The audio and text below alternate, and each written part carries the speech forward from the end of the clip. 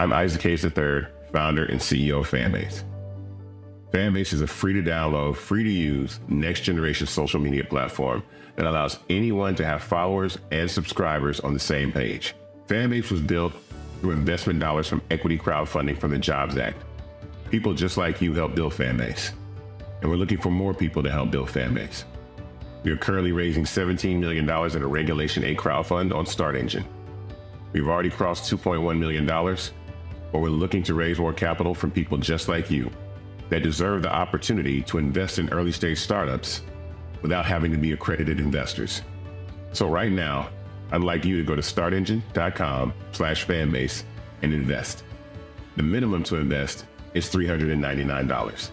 That gets you 60 shares of stock in Fanbase right now, today. And then use Fanbase to connect with friends, grow your audience, and be you without limits.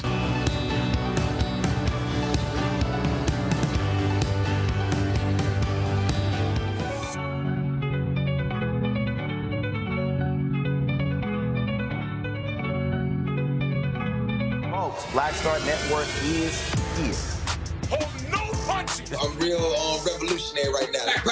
Support this man, Black Media. He makes sure that our stories are told. Thank you for being the voice of Black America, Roland. Stay black. I love y'all. All momentum we have now, we have to keep this going. The video looks phenomenal. See, there's a difference between Black Star Network and Black-owned media and something like CNN. You can't be Black-owned media and be scared. It's time to be smart. Bring your eyeballs home. You dig?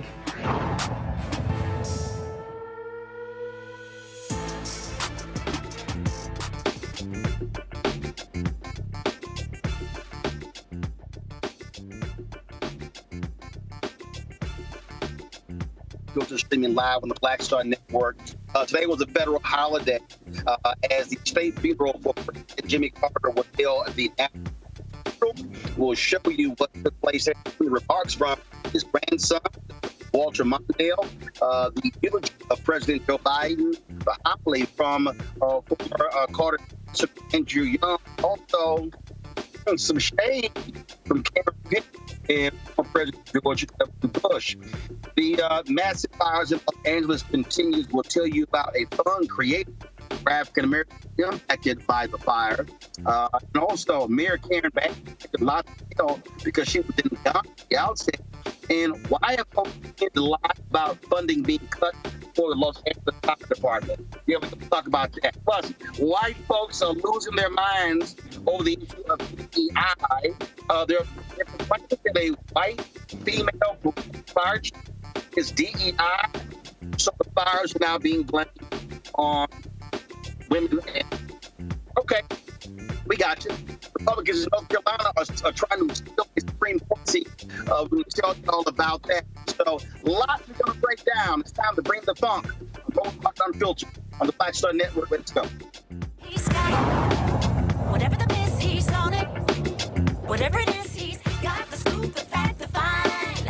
And when it breaks, he's right on time and it's rolling. Best believe he's knowing. Putting it down from sports to news to politics. With entertainment just for kicks, he's rolling. It's on go, roll, y'all. It's Roland Martin, rolling with Roland now.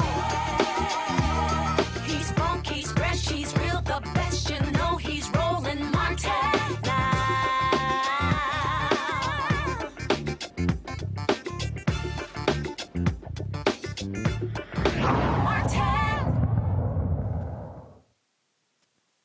Who's who of Washington, D.C. was at the National Cathedral today to celebrate the life and legacy of former President Jimmy Carter, who passed away at the age of 100. The state funeral was held today. President Joe Biden made today a federal holiday.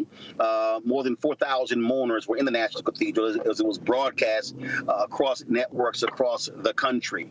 Former presidents were there, including former President Bill Clinton, George W. Bush, as well as President Barack Obama. Also in attendance, of course, President Joe Biden, Vice President Kamala Harris, Second Gentleman Doug was there as well. And so many things were talked about in terms of the legacy of former President Jimmy Carter. Among those folks speaking, including his grandson, the son of Walter Mondale. Vice President Walter Mondale was Carter's vice president. He died several years ago, but he wrote his eulogy and wanted it delivered at Carter's funeral.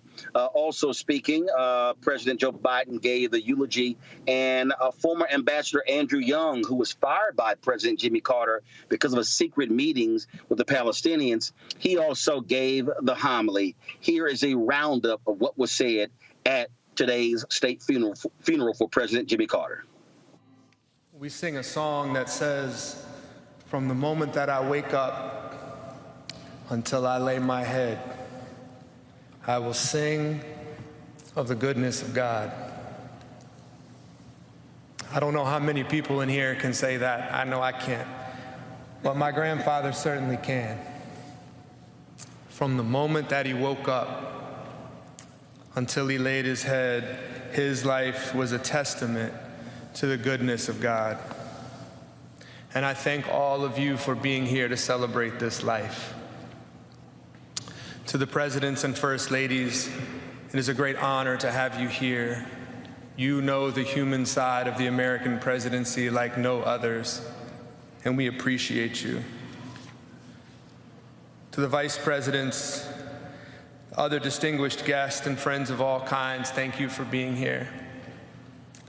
To those of you who came from all across the world, thank you for being here to celebrate and pay tribute to my grandfather. I say grandfather, but we called him Papa, as many of you know. We called my grandmother Mom Carter, so we spent our time talking about Mom and Papa, and mostly, speaking of the human side of the presidency, just letting people know that they were regular folks. Yes, they spent 4 years in the governor's mansion and 4 years at the White House, but the other 92 years they spent at home in Plains, Georgia. And one of the best ways to demonstrate that they were regular folks is to take them by that home. First of all, it looks like they might have built it themselves. Second of all, my grandfather was likely to show up at the door in some 70s short shorts and Crocs. And then you'd walk in the house and it was like thousands of other grandparents' house all across the South. Fishing trophies on the walls. The refrigerator, of course, was papered with pictures of grandchildren and then great-grandchildren. Their main phone, of course, had a cord and was stuck to the wall in the kitchen, like a museum piece. And demonstrating their Depression-era roots, they had a little rack next to the sink where they would hang Ziploc bags to dry.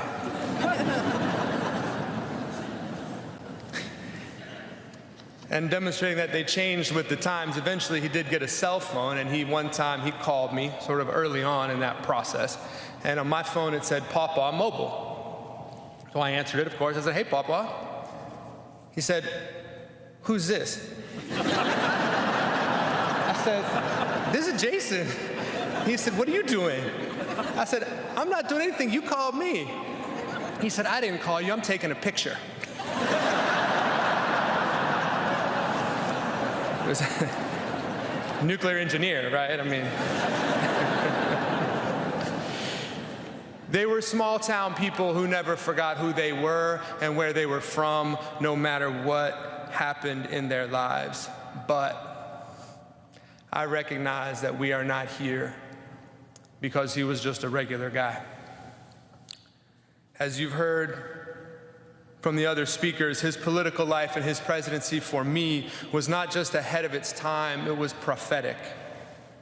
He had the courage and strength to stick to his principles even when they were politically unpopular.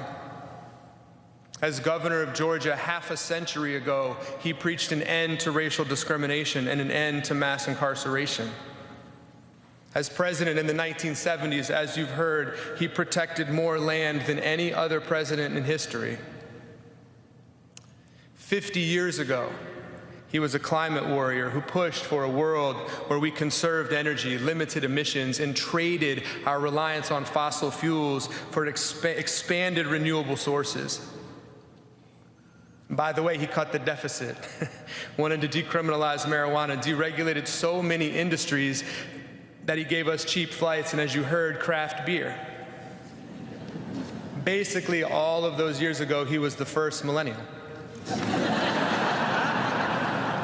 My father wrote this in 2015, and clearly he edited it a couple times since then, but here we go. Today we join in sadness to honor our dear friend, President Carter, for his extraordinary years of principled and decent leadership and his courageous commitment to civil rights and human rights. I remember the emergence of Jimmy Carter on the national stage, in particular his 1971 inaugural address. For the first time, a Georgia governor called for a commitment to the traditions of Martin Luther King Jr. and for the decency that his leadership stood for over his lifetime. I was surprised when then candidate Carter asked me to join him as his running mate in 1976. He amazed me then, as he has every year since. He, of course, was brilliant. He also had a great sense of humor. And while we had only 4 years in the White House, he achieved so much in that time. It stood as a marker for Americans dedicated to justice and decency. Carter was a man of his word. I remember when he talked about the concept of the vice presidency. I told him I'd like to do it and had only 2 requests. I wanted to make a real contribution, and I didn't want to be embarrassed, as many of my predecessors have. He agreed, welcomed my full participation, and directed his staff to treat me as they would him. He was very careful to protect me from the frustration and, too often, humiliation that had cursed the lives of many vice presidents. I want to thank the president for the good choices he made with his key personnel. We don't have time to mention many of them, but Stu Eisenstadt comes as close as possible to rivaling President Carter's formidable work ethic. Hamilton Jordan and Jody Powell were blessings every day, to me, to the president, and to the nation. One of the things that dawned on me during the course of our time together is how well we worked together and how we understood each other. I think one of the realities was that Carter was a devout Christian who grew up in a small town and was active in his faith for almost every moment of his life. I was also a small town kid who grew up in a Methodist church where my dad was a preacher, and our faith was core to me, as Carter's faith was core to him. That common commitment to our faith created a bond between us that allowed us to understand each other and find ways to work together. Leaders of the clergy, distinguished guests, most importantly, the Carter family. In April 2021, Jill and I visited Jimmy and Roland on a warm spring day down in Plains, Georgia. We wanted to see them. Roland met us at the front door with her signature smile. Together, we entered a home that they had shared for almost 77 years of marriage. An unassuming red brick ranch home that reflects their modesty more than any trappings of power. We walked into the living room where Jimmy greeted us like family. That day, just the 4 of us sat in the living room and shared memories that spanned almost 6 decades. a deep friendship that started in 1974. I was a 31-year-old senator, and I was the first senator outside of Georgia, maybe the first senator, to endorse his candidacy for president. It was an endorsement based on what I believe is Jimmy Carter's enduring attribute: character, character, character. Because of that character, I believe, is destiny. Destiny in our lives, and quite frankly, destiny in the life of the nation. It's an accumulation of a million things built on character that leads to a good life in a decent country. Life of purpose, life of meaning. Now, how do we find that good life? What does it look like? What does it take to build character? Do the ends justify the means? Jimmy Carter's friendship taught me, and through his life taught me, the strength of character is more than title or the power we hold. It's the strength to understand that everyone should be treated with dignity, respect, that everyone, and I mean everyone, deserves an even shot. Not a guarantee, but just a shot. You know, we have an obligation to give hate no safe harbor, and to stand up to what my dad used to say is the greatest sin of all: the abuse of power. That's not about being perfect, because none of us are perfect. We're all fallible. But it's about asking ourselves, are we striving to do things, the right things? What values? What are the values that animate our spirit? Do we operate from fear or hope, ego or generosity? Do we show grace? Do we keep the faith when it's most tested? For keeping the faith with the best of humankind and the best of America is a story, in my view, from my perspective, Jimmy Carter's life.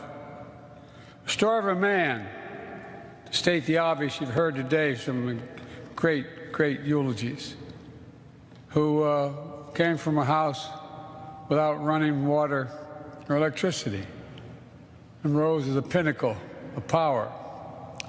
The story of a man who was at once driven and devoted to making real the words of his Savior and the ideals of this nation. The story of a man who never let the tides of politics divert him from his mission to serve and shape the world. The man had character. Jimmy held a deep Christian faith in God, and that his candidacy spoke and wrote about. The Apostle Paul, in writing to the Ephesians, the 4th chapter, the 32nd verse, be kind and compassionate to one another, forgiving each other, just as in Christ God forgave you. Jimmy Carter, for me, was something of a miracle. I was born in the Deep South shortly, a few years after him, and it was always a place of miracles. I couldn't see how we could have had the differences in background, the coming from different places on the planet, the experiences of slave and slave owner, the diversity of color and creed and national origin, and still become the great nation that we are in the United States of America. It was something of a miracle. And I don't mean this with any disrespect, but it's still hard for me to understand how you could get to be president from Plains, Georgia. I knew Plains from my pastorate in Thomasville, Georgia, about 60, 70 miles south of there. And I was even nervous driving through Plains. And Plains and Sumter County gave us one of the meanest experiences that we had in the civil rights movement. So much so that Martin Luther King said that the sheriff of Plains, of Sumter County, he really thought was the meanest man in the world. And when I first met Jimmy Carter running for governor, and said, the only thing I know about Plains and Sumter County is Fred Chappell. And he said, oh yes, he's one of my good friends. And that was the last thing I wanted to hear. And yet time and time again, I saw in him the ability to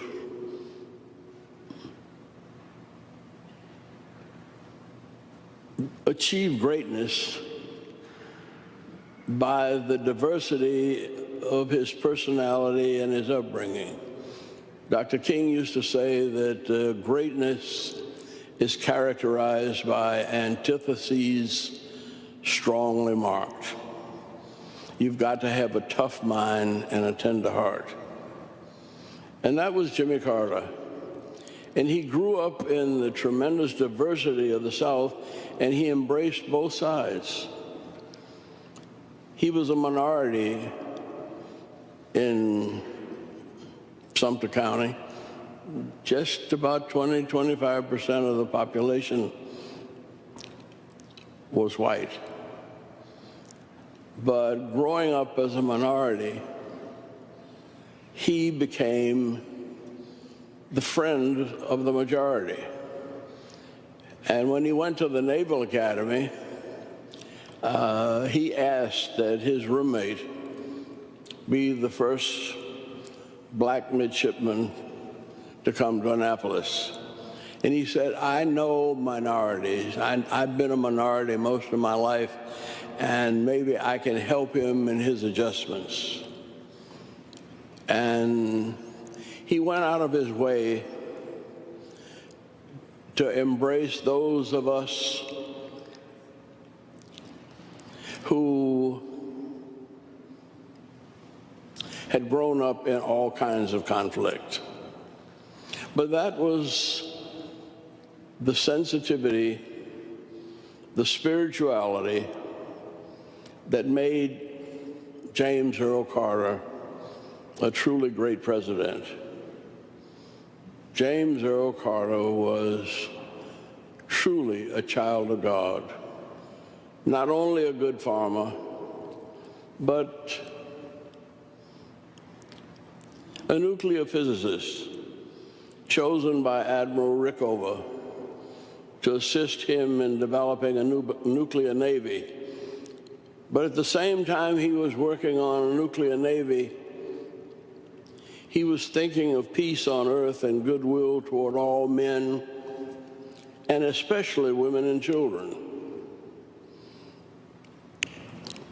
I've known President Carter for more than half of my life, and I never ceased to be surprised. I never ceased to be enlightened. I never ceased to be inspired by the little deeds of love and mercy that he shared with us every day of his life. It was President James Earl Carter that for me symbolized the greatness of the United States of America. And I am truly grateful for him because in spite of the harshness of the Depression and the explosions of inflation, he never wavered from his commitment to God Almighty and his love of all of God's children. Jimmy Carter was a blessing that helped to create a great United States of America. And for all of us, and many who are not able to be here, I want to say thank you. You have been a blessing from God, and your spirit will remain with us. And as Jason said, he may be gone, but he ain't gone far. Thank you, President Carter, and thank you, Almighty God. Folks, of course, after the funeral was held there, then, of course, his body was transported back to Andrews Air Force Base, where they then, of course, flew home to be buried there in Georgia. I want to bring up Dr. Greg Carr, Department of Afro-American Studies at Howard University, Lauren Victoria Burke, in Black Press of America out of Arlington. Reese Colbert's going to be joining us a little bit later. Greg, I want to start with you. First of all, actually, before I go to y'all, there's always a little pettiness and shade at funerals. You know, I'm just saying. And that was a little bit here as well when the former presidents came in. Roll the video, guys.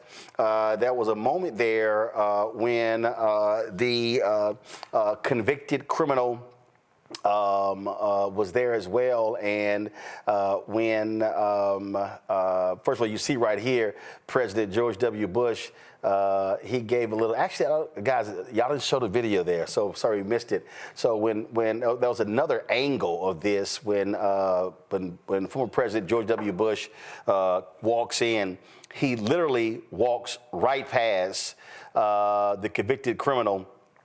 He gives Obama a tap on his stomach, and then he takes a seat. Bush did not speak to him at all, nor did his. Matter of fact, I'm going to go ahead and pull it up, y'all, because again, when I saw this, I said, "Hey, you know what? Do what you got to do when you come in." So here is the. Give me 1 second. I'm going to try to go ahead and connect this here because I got a kick when I saw it, how it was like, yeah, you know what? I ain't even recognizing you at all. So this is a quick video here. You'll see it right here. Give me 1 second. All right, let's go ahead and play it. You see it right there, Bush right there. Bush comes in. All right, come back to me. So he taps Obama. He taps him on the stomach. Just walk right past the Trumps. Do y'all have the other great video of this is a Karen that I don't mind. If y'all got the Karen Pence video. So the convicted. We don't have the Karen Pence. Oh yeah, I got it. So the convicted criminal. He walks in, and so what happens? You'll see the convicted criminal greet several different people, including Vice. Go ahead and go.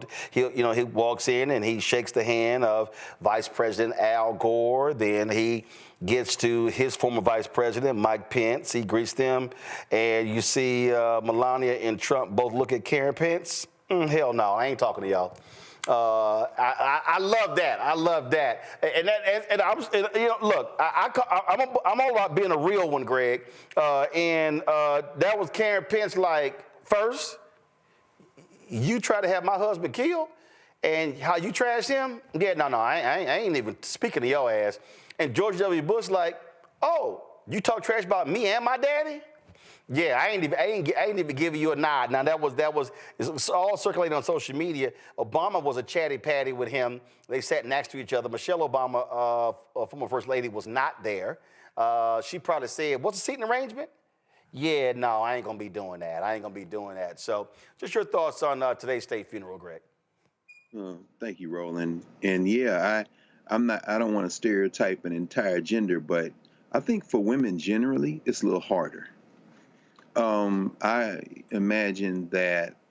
Well, let me leave that aside because I was watching the funeral at in Plains at Maranatha Baptist Church, where of course it was being presided over by Pastor London, Tony London, the brother who spoke today, who was of course the Carter's pastor for the last few years.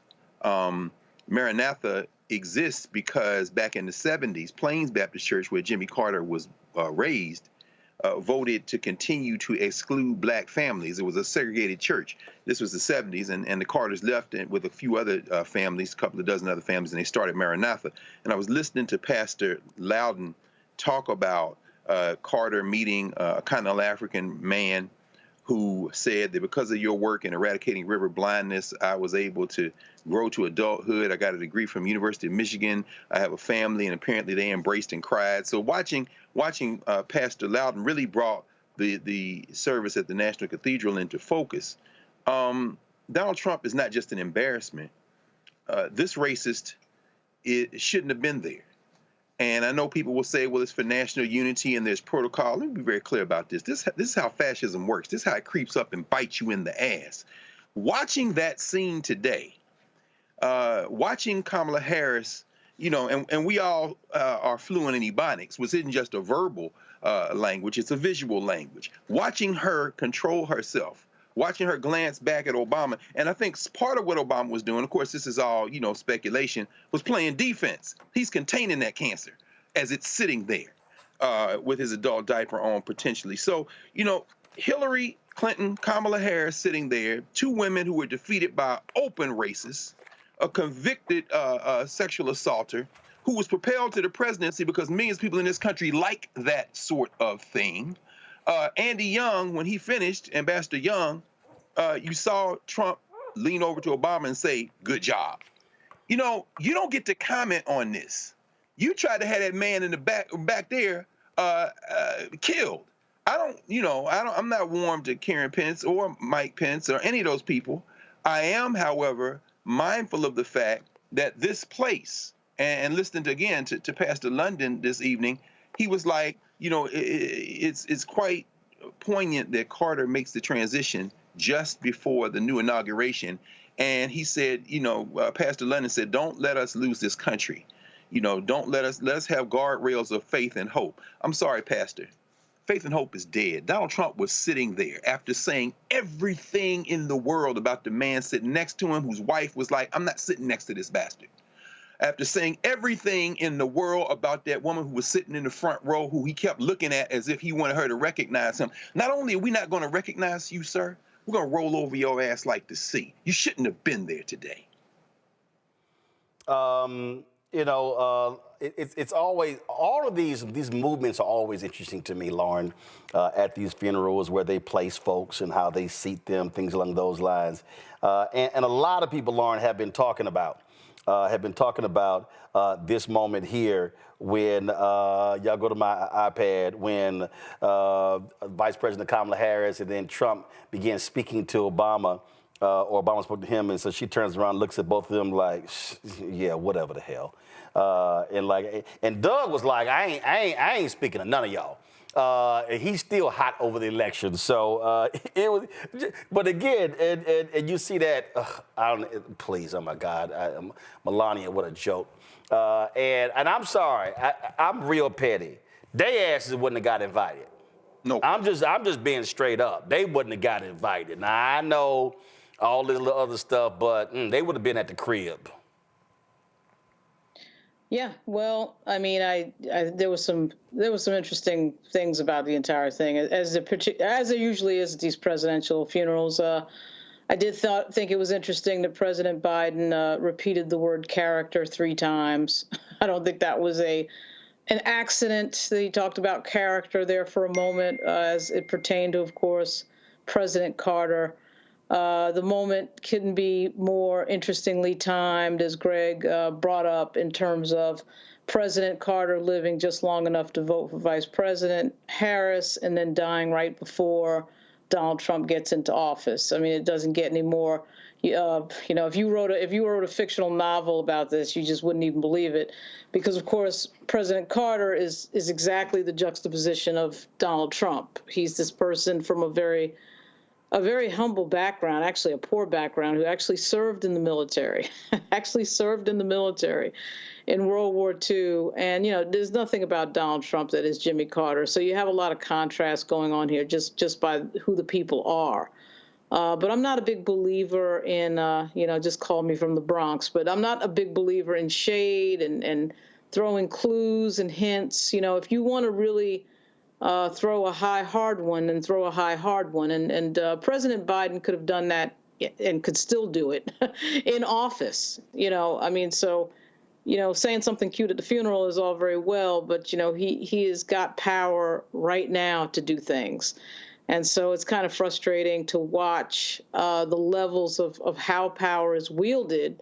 And, you know, people get upset and people get mad at Donald Trump. But if there's one thing that Donald Trump knows how to do, it's to wield power without shame and without hesitation. And until the Democrats learn how to do that, they're going to continue to get rolled and continue to lose. Yeah, I mean, but there's also this moment where Vice President Harris shared a smile and laugh with former President George W. Bush. You see what happened. It was like, I'll roll it back. So what you did, so clearly something was said by Obama to Bush, or something's happening, and then Harris overhears it, turns around. She was like, yeah, let me go ahead and shout at y'all. But I do love how, in terms of how funerals, in terms of what happened and how they're used. I mean, I'll go back to the Mondale funeral. I remember, not the Mondale funeral, the Senator Paul Wellstone funeral. Remember, the Republicans got all upset because the Democrats turned it into somewhat of a rally, if you will. But my whole deal is, when you're celebrating the life of someone like that, it was a call to arms. And I think you do, I had no problem with Biden's eulogy, talking about abuse of power, talking about character. And then the cameras panned directly to where the convicted criminal was actually seated. And so the bottom line is this here, you know, and you heard, you heard that here's what also gets me. I was watching some of these other networks, and they were like, oh, Andrew, I think CNN, it goes, Andrew Young gave the homily, then turned into a speech. For those of you who've never been to a black church, a homily or a eulogy or sermon, it stays that way. It's not a speech. So you can always tell the folk who don't go to church. But I appreciated Young reminding people of Carter becoming president in the days after Jim Crow segregation, and talking about what it was like, speaking to that, because, you know, it's real easy in these moments, Greg, for folk to overlook that reality. But Jimmy Carter became governor of Georgia, where he had to get the vote of some racist white people. And he had to deal with that reality when he also ran for president, and the people who he chose in his cabinet, and the things that he actually did. And so people need to remember, Carter becomes president, election in 1976. We're talking about 8 years after the assassination of Reverend Dr. Martin Luther King Jr. So America wasn't quite beyond that racist past. And so that was all. So it was great that he brought that up and he spoke to that reality by not allowing people watching the state funeral and sitting in that room to overlook the reality of that. No, absolutely, Roland. When we sit and again, and I just want to say this, it can't be said enough. This is the very, very, very important role of Black-owned media, but not just in general, but of the Black Star Network, of your work, of this show, CNN, MSNBC, Fox, of course, all of that stuff. Once they covered the actual funeral, if anybody watched any of those networks, they should have turned it off after that, because they're not up to the task that we face now. This is very serious times. It's really stunning to think about this. You're absolutely right, Roland. James Earl Carter, born in 1924, he's born only 50 years after the end of Reconstruction. And he makes, it's stunning when you really stop to think about 100 years from when he ran for president and won was 1876, literally the end of electoral Reconstruction. And Carter is the last civil rights president. In many ways, Bill Clinton and to a large degree, Barack Obama are the bizarro Jimmy Carter. And by that, I mean to say that Carter, for all of his limitations, because there were limitations, we could talk about Nicaragua, we could talk about the Contras, we could talk about, a number of things, but we're not doing that right now. Carter was the only evangelical Christian, true evangelical Christian, not a white Christian nationalist like Sam Alito, who's sitting back there slinking after making phone calls, Trump making phone calls to him, making sure he's not going to be in trouble with the Supreme Court going forward. Carter was a true evangelical, and he was you're absolutely right. His father, segregationist, don't let black people in the house. Down the street from where the Carters lived was one of the eventual bishops of the African Methodist Episcopal Church, who would invite them to the church twice a year when he was in town. And so there is this alloy in Jimmy Carter of the white racist South, the bridge, which is the Christian national, kind of Christian evangelicalism, and growing up in a county. If you read his book, A Day Before Daybreak, he does 5 chapters on 5 different people in Plains. Only 2 of them are white. The rest of them black people, overwhelmingly black, 3/4 black county. Carter is probably the closest this country will get. Certainly the closest in the 20th century, LBJ notwithstanding, to a multiracial democracy that was truly multiracial. It's really over now, because the retreat from Jimmy Carter, and that starts with the Democratic Leadership Conference, that Carter attends that founding meeting, even as he's kicking the doors in for non-whites in other ways, including Andrew Young, which he regretted, making Andrew Young walk the plank at the UN, remember, from meeting with the PLO. But Carter's contradictions, Carter's attempts to rise above those contradictions is really a narrative of the possibilities and the limits of not only the U.S. presidency, but probably the United States of America. Because finally, it is the white lash against that type of embrace of everyone, limitations notwithstanding, that leads to Ronald Reagan, a spokesmodel, empty-headed dog who became president and set the template for, well, along with Richard Nixon and Gerald Ford, who pardoned Nixon, and that basically says all the presidents can do criminally is forgiven, for a Donald Trump, and everything that happens after. It was quite striking, wasn't it, to see Al Gore sitting there. Al Gore, who unilaterally disarmed in Bush versus Gore, and basically conceded what has been now the continuing disintegration of the presidency.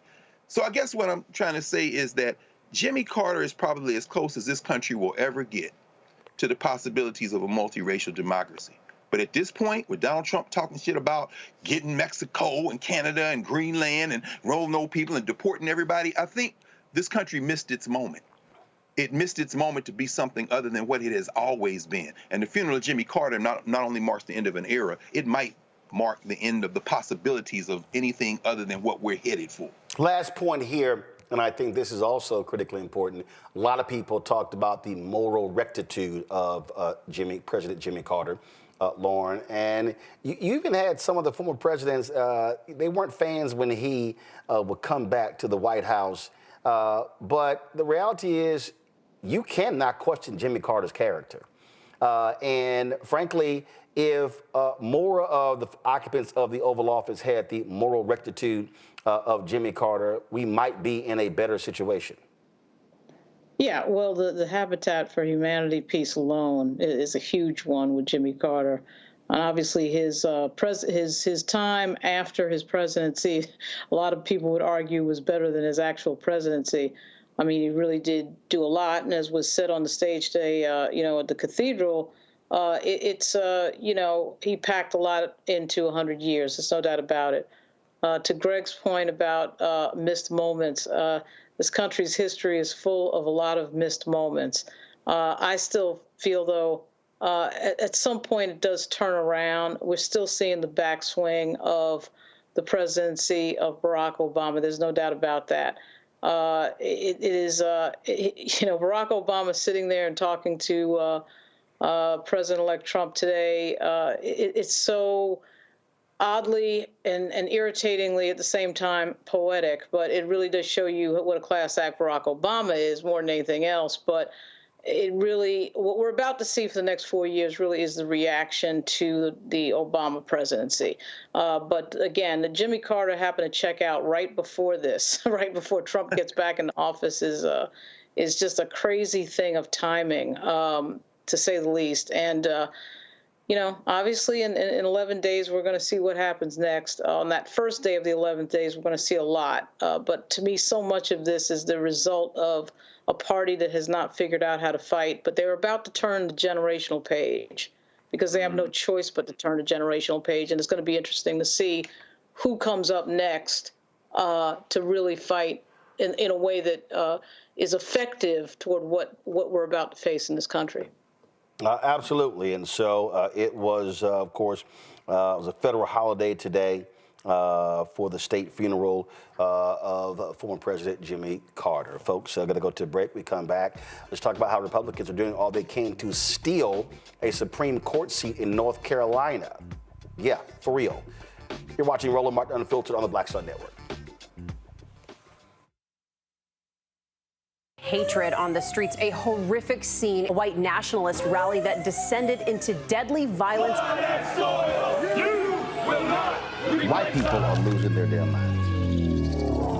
As an angry pro-Trump mob storms the U.S. Capitol, we've seen We're about to see the rise of what I call white minority resistance. We have seen white folks in this country who simply cannot tolerate black folks voting. I think what we're seeing is the inevitable result of violent denial. This is part of American history. Every time that people of color have made progress, whether real or symbolic, there has been what Carol Anderson at Emory University calls white rage as a backlash. This is the rise of the Proud Boys and the Boogaloo Boys. America, there's going to be more of this. Here's all the Proud Boys, Dave. This country is getting increasingly racist in its behaviors and its attitudes because of the fear of white people. The fear that they're taking our jobs, they're taking our resources, they're taking our women. This is white fear.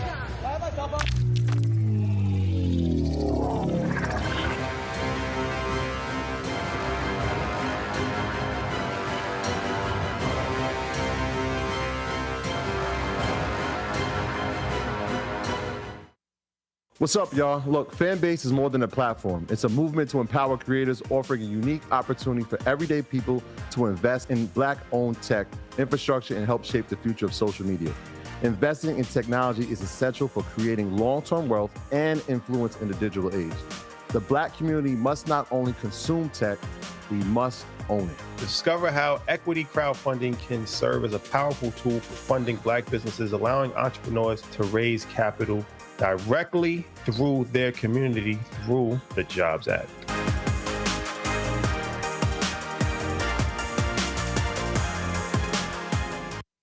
Next on the Black Table with me, Greg Carr.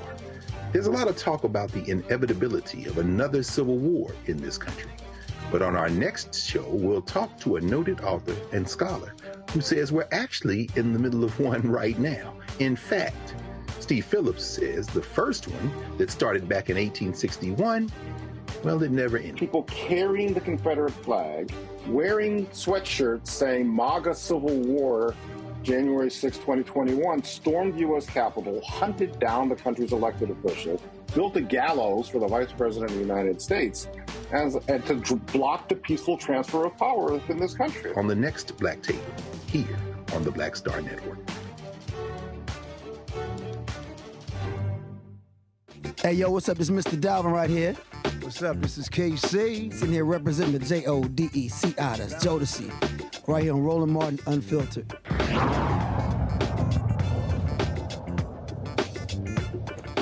North Carolina Supreme Court issued an order earlier this week blocking the certification of a winner in the race for a state Supreme Court seat. The court's Republican majority granted a temporary stay at the request of Republican Appeals Court Judge Jefferson Griffin, who lost to incumbent Supreme Court Justice Allison Riggs by 734 votes. Griffin, backed by the state Republican Party, is contesting the validity of more than 60,000 ballots, claiming ineligible voters participated in the election. North Carolina State Representative Amber Baker joins us right now. And Representative Baker, glad to have you back on the show. So, boy, they still are trying all they can here. A federal judge, Trump appointed, kicked it back to the Supreme Court, and you're like, what the hell? So this guy is claiming that these votes were invalid based upon a federal law?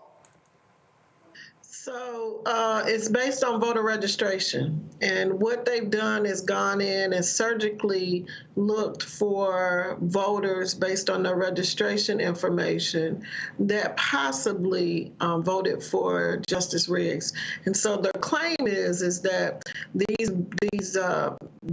voters that they're targeting, that their registration was incomplete.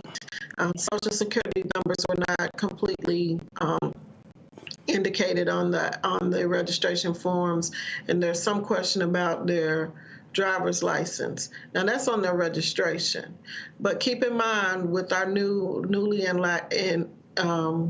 enacted laws around the necessary need for people to show a valid ID, every one of these voters had to show an ID to get their ballots. But he's not claiming that they illegally voted. He's claiming that their vote should be based on them not properly having their registrations form completed.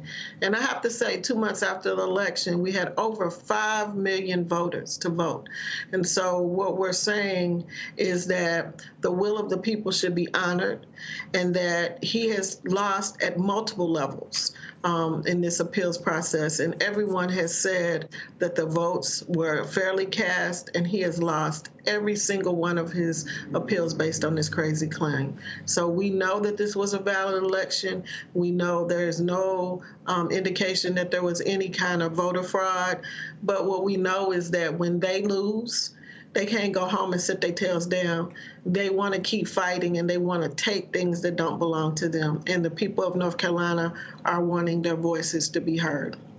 And of course, this is not necessarily a Republican Supreme Court that you can trust.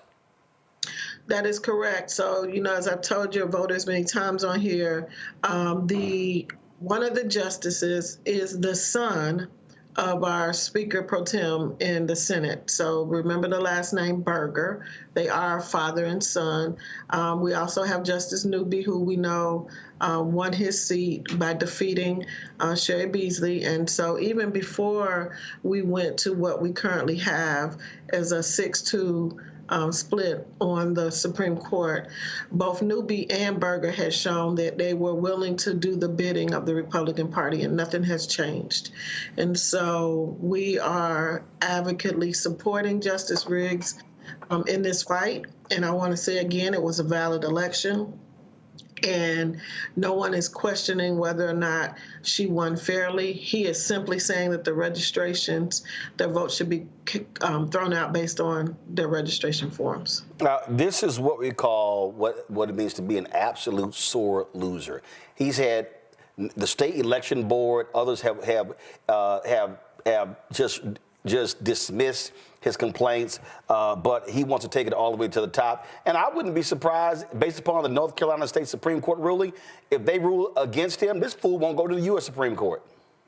So there, it wasn't just the Board of Elections. What your viewers need to also know is that there were 2 lower court decisions that also upheld the original decision of the voters of North Carolina. And so he has continued this process. And, you know, he's well funded. It's not his money. The Republican Party is backing him. And so for those who may wonder, why is this so important? Well, if we are not able to seat Justice Allison Riggs, which she is currently serving, so this would be, she's serving out of an appointment term, and now she has been duly elected to this seat, it will shift our count on our Supreme Court from 6-2 to now 7-1. So it's leaving Justice Earls, who would be the longstanding Democrat on the Supreme Court, and she will be running for re-election in this upcoming election. So it's important for us to continue to support our voters, again, who came out and voted. And the original win number was a little over 200. But because of canvassing, because of the appeals, because of the multiple hand recounts, that original win number of 200 is now well over 700. So he knows that they have canvassed everything, they have recounted everything, and he lost. And so what do we do when we lose? We should be gracious. We should concede. We should congratulate the duly winner. But we know that the Republicans have shown time and time again that's not what they do. They only do that when they win, no matter how they win. But whenever they lose, then they want to fight and cry like babies, and they want to, you know, use whatever tools they can to get their way. And so, once again, I'm here telling your voters, your viewers, North Carolina is a mess. Indeed it is. Questions from our panelists. Lauren, you first. Yeah, so what is the status of the situation right now? The Supreme Court in North Carolina blocked the last ruling, and what happens next? So they will hear his case. Allison Riggs has recused herself, which she didn't have to. They never do when there's a conflict of interest, but she has recused herself because she's being ethical in the sense that she does not want to rule on a case in which she is a part of the case. And so there is a date coming up very soon in which they will hear the case and make the decision on the case. If they don't rule in his favor, I am sure, as Roland has just said, then they'll take it to the Supreme Court, who in the past has kicked it back to the states. So with the maps, they didn't rule on our maps. If you guys remember, they kicked it back to the states to make the decision, which is how we ended up with these really horrible gerrymandered maps after the Supreme Court had just voted to have those maps redrawn just 2 months earlier. So there is precedent that the Supreme Court have in the past kicked state issues regarding the state back to the state Supreme Court to make a decision. So it'll be interesting to see what happens when our state Supreme Court votes on next week or the week after next, and if in fact they will roll the dice and take a chance with a Supreme Court that has already ruled against them in terms of our gerrymandered maps. Greg. Thank you, Roland, and good to see you, Dr. Baker. Baker, I was reading Mother Jones' article, Melissa Crone, who works down there in North Carolina, whose daughter is on the list, apparently, of challenged voters, said that this amounts to a nonviolent version of January the 6th, 2021, and I would agree with that. You brought up gerrymandering. I guess I have a couple of questions. One, holding on to this seat, how might that lay the foundation for the election cycle after 2028 and redistricting going forward? And the second question pertaining to what you and Lauren just talked about, should she lose, should she appeal, do you think, to the Supreme Court, particularly given the fact that it is a federal law, at least in part, that is in play here, which probably be the reason they might try to take it in the first place? Well, let me say this. So the fighter in me said that our Democratic secretary should have went ahead. She should have, the Secretary Marshall should have went ahead and certified her race. That's what I said. And I said, let them sue her. That's what I said. They got plenty of money, make them spend it. I would imagine that she would appeal it. You know, people here are angry. The voters are angry. There are many interest groups that are, you know, fighting and advocating on her behalf. And so in the same ways that they have this war chest that they're backing this fool over, she also has an opportunity to have that same kind of support. And again, the fighter in me would not give up. I would take it all the way to the top. I would never concede. I would do what 45 has done and some of the other crazies that have not conceded when they clearly have lost. She has won. So there is no need for her to concede, and it is everything for her to continue to fight for a seat that she duly won.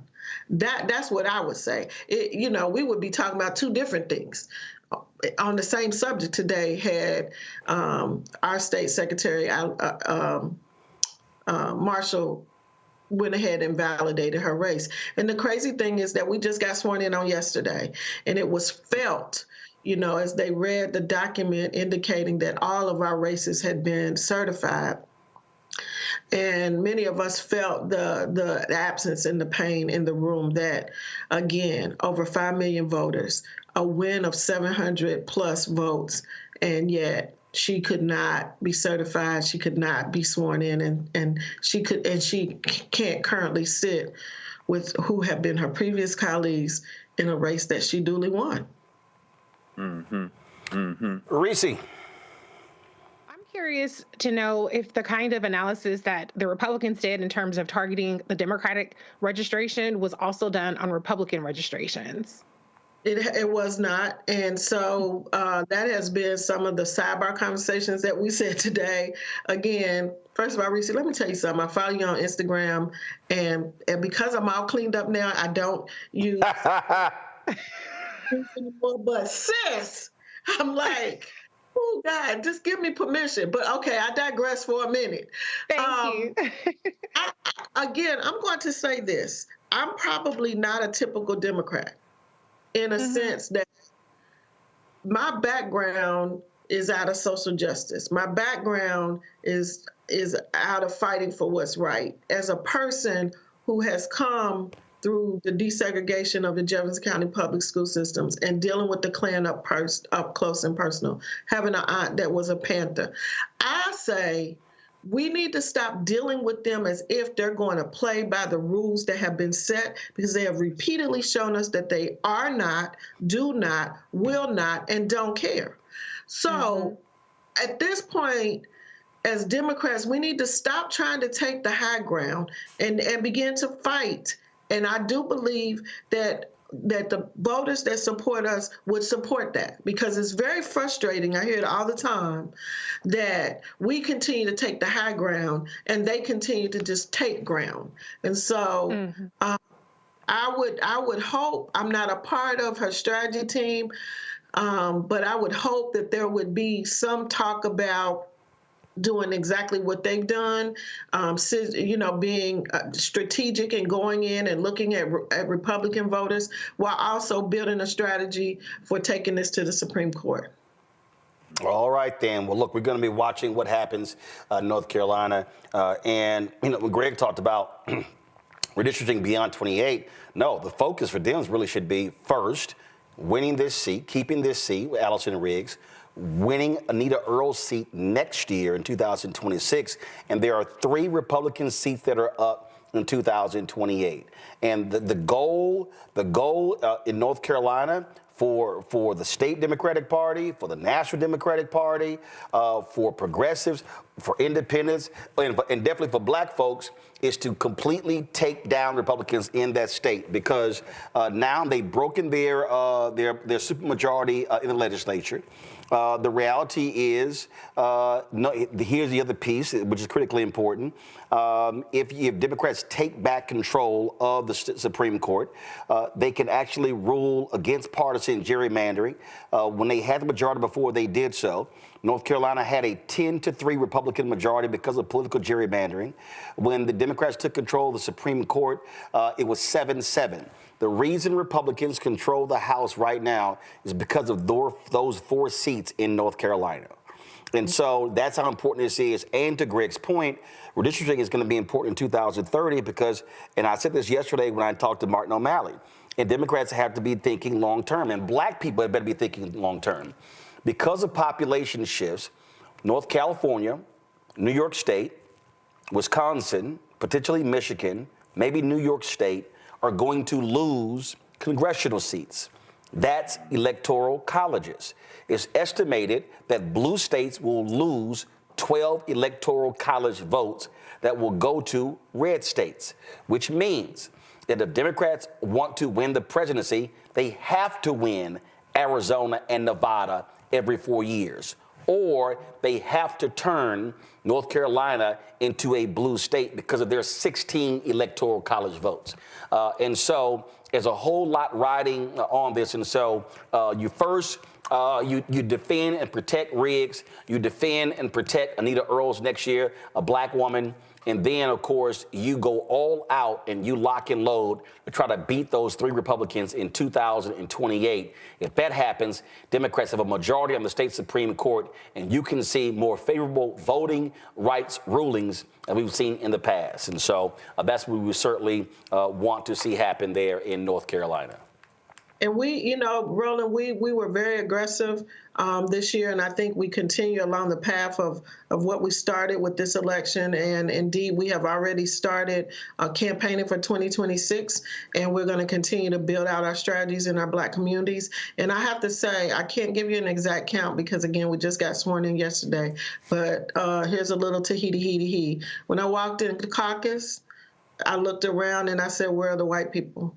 We are now almost 51% of the House Democratic Party. And many of those seats were won down east, where we were very aggressive about campaigning and making sure that the people down east have votes. And so the next time I'll actually give you guys the count. We have between 12 and 15 black males that are now serving with us. And so with that, we as a caucus are going to have to be aggressive about making sure that we're pushing our agenda. And so my hope is that in my 3rd term, I'll get an opportunity to actually help shape and move some of those conversations forward. Be sure to let your majority leader know. We've been trying to get him on the show, so we'd love to have him come on to talk about that agenda and that strategy in North Carolina. So, Representative Baker, we appreciate it. Thanks a lot. Will do. Thank you, sir. Folks, lots of devastation in California regarding the just fires there. So many people have lost their homes. We have seen the death toll there climb to now 5. Thousands of homes have been gutted in multiple parts of Los Angeles. More than 130,000 residents in different neighborhoods in the city have been ordered to evacuate as the fires continue to spread rapidly. High winds are fueling the fires, which started on Tuesday. According to the California Department of Forestry and Fire Protection, investigators are still trying to find out how the worst firestorm in recent memory started. California generally experiences wildfires during June and July. They can run until October, but this fire began in January, the coldest of the winter months. Los Angeles Mayor Karen Bass has been under tremendous scrutiny because when the fire started, she was out of the country, where she was in Ghana for the inauguration of their new president. And you've had Democrats, Republicans criticizing her, blaming her for a number of different issues. There's a news conference earlier today where she was asked about the failure or the alleged failure of fire hydrants to have water during the Pacific Palisades wildfire. Listen. Mayor Bass, I've been on the fire lines the last 2 days. I've never seen firefighters this desperate. At fire hydrants, water not coming out, the pressure so low, the #1 tool that they use to fight these fires, not there. How frustrated are you about that? And also, I'm getting texts right now from the Palisades Highlands community. We're almost 48 hours after this fire started. There's not resources up there. The hydrants aren't working. Where's the National Guard? Where are miles and miles of water tenders? How are we addressing this? Well, Your reaction? First of all, you asked me, was I frustrated by this? Of course, because we all know that this has been an unprecedented event. We also know that fire hydrants are not constructed to deal with this type of massive devastation, and that the number one problem, especially on Wednesday, was the fact that we weren't able to do the air support because of the winds. And so, of course, I am absolutely frustrated by that. I am not sure that is correct, that there are no resources up there, but rest assured, as soon as we are done here, I will follow up on that. But those homes, the first day and a half, there were homes up there that had been protected by the fire. And then I went up there yesterday and there were that had lots been of protected? That it basically had been saved. Obviously, the fire's moving different directions, but when I went up there yesterday, there were not a lot of resources. We drove around, and then I know that things got worse up there. I'm just wondering, now that we move 48 hours past, how are we addressing these water problems that are continuing, and is it acceptable that they continue? Well, let me just say that the water problems are a little better now because the winds are such that we can go up and have the air support. And you know that that was the reason that the devastation was so bad, the unprecedented wind, the strength of the wind, and the fact that the air support could not go up. First of all, what's quite interesting, you look at social media now, you've got a whole bunch of people who think they're now experts on water and fires, things along those lines, and not really understanding how these things happen. But here's the other thing that people have to realize. This is a story I'm going to pull up in a second, in the San Francisco Chronicle, talking about this. And there's so many things. First of all, here's the thing. When you're talking about Pacific Palisades, Los Angeles, Santa Monica, Malibu, like a whole bunch of people have been out here complaining about, Mayor Bass, what are you doing? First of all, Santa Monica and Malibu, last I checked, that's not LA, if I'm correct. I think they have their own cities. The second thing that you've seen is you've seen lots of lies going around. There are all these reports that first came out saying that, Mayor Karen Bass and the Los Angeles City Council cut the fire department budget by $17 million. Well, we know that is an absolute lie. It's a lie. It's a flat out lie. Reese, you dropped a video earlier today breaking that down. And again, this is what happens. You even had the MAGA publisher of the Los Angeles Times push this crap out as well. That billionaire was too stupid to even ask his own reporters what the truth is. And so he goes on social media advancing the lie. Well, the lie is the point, because one thing we know is that Republicans are never going to let a crisis go to waste. And so when people are, fleeing for their lives, they're trying to take whatever valuables they can find. Republicans are using it as a way to attack DEI and to attack the Black woman mayor of Los Angeles. But to your point about the $17 million, what it did is it takes a kernel of truth, strips it of context, and then it preys on people's misunderstanding of a complex budgeting process. As I said on my video online yesterday, here's the thing. A budget is not a blood oath. There is nothing that precludes the Los Angeles Fire Department or any other department from going over their budget. It is simply a measuring stick. It is simply a method for the city to plan which money is going to go where. But budgeting is not the same as funding, and it is not the same as expenditures. And so what I pointed out in my video yesterday is that for the fiscal year 23-24, they actually exceeded their budget by over $90 million. So the fact that they have a budget doesn't necessarily mean all that much. But what I didn't know at the time of my video, which I've since dug into because Politico reported that there was an extra $50 million that was allocated to the fire department, I did some digging and I actually looked at the financial reports. There's a financial status report from the city attorney's office. I think that's the right name, city administrator officer. I'm sorry. And I dug into the numbers to find out exactly what this $50 million was about and to ensure that I had my facts right. And here's the thing. Was there a budget increase as a result of changes that came about? No. But what it does reflect is that there was additional expenditures that were given or that are allocated to the fire department.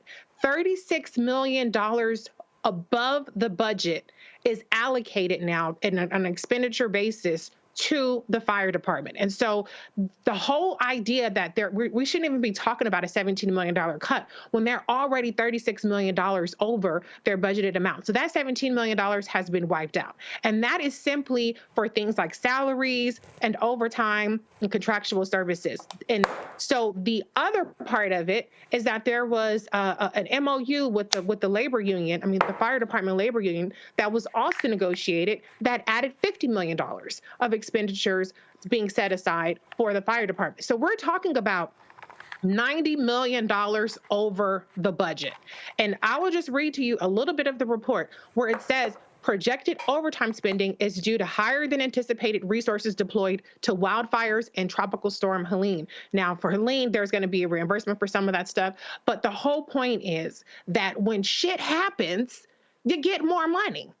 So nobody has been able to provide any kind of evidence about a specific deficiency that was preventing the fire department from doing anything in this particular case. And by the way, this report came out in December. So the overrun to the budget had already happened, had already been accounted for to the tune of $90 million. And that's just after 4 months. So anybody who is spreading lies and spreading misinformation is really just helping the right-wing media attack the leadership and the competency of Black women mayors, Black women leaders, but more importantly, they are shitting on the valiant efforts of the first responders and trying to insinuate that there's a deficiency in their response, when the reality is no kind of manpower and no kind of machinery can beat hurricane force winds and historic drought conditions.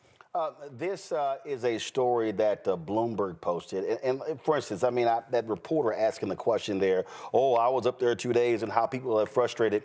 This is their headline: LA fire hydrants running dry poses new danger in combating blazes. As firefighters battle infernos that have caused billions in damages, a shortage of water is making the job harder. Okay, so what happens when you have this sort of story? What do? It's important for you to talk to experts, people who deal with this. And this is the reality here Lauren. Story says hydrants are part of municipal water systems, and many of those in California are gravity fed. According to John Fisher, a retired battalion chief of San Diego Fire Rescue, who spent 34 years battling blazes. That means water is pumped uphill to a tank or reservoir, then fed down to homes and hydrants. The setup provides enough water pressure to meet daily needs like showers and watering gardens or fighting individual structure fires.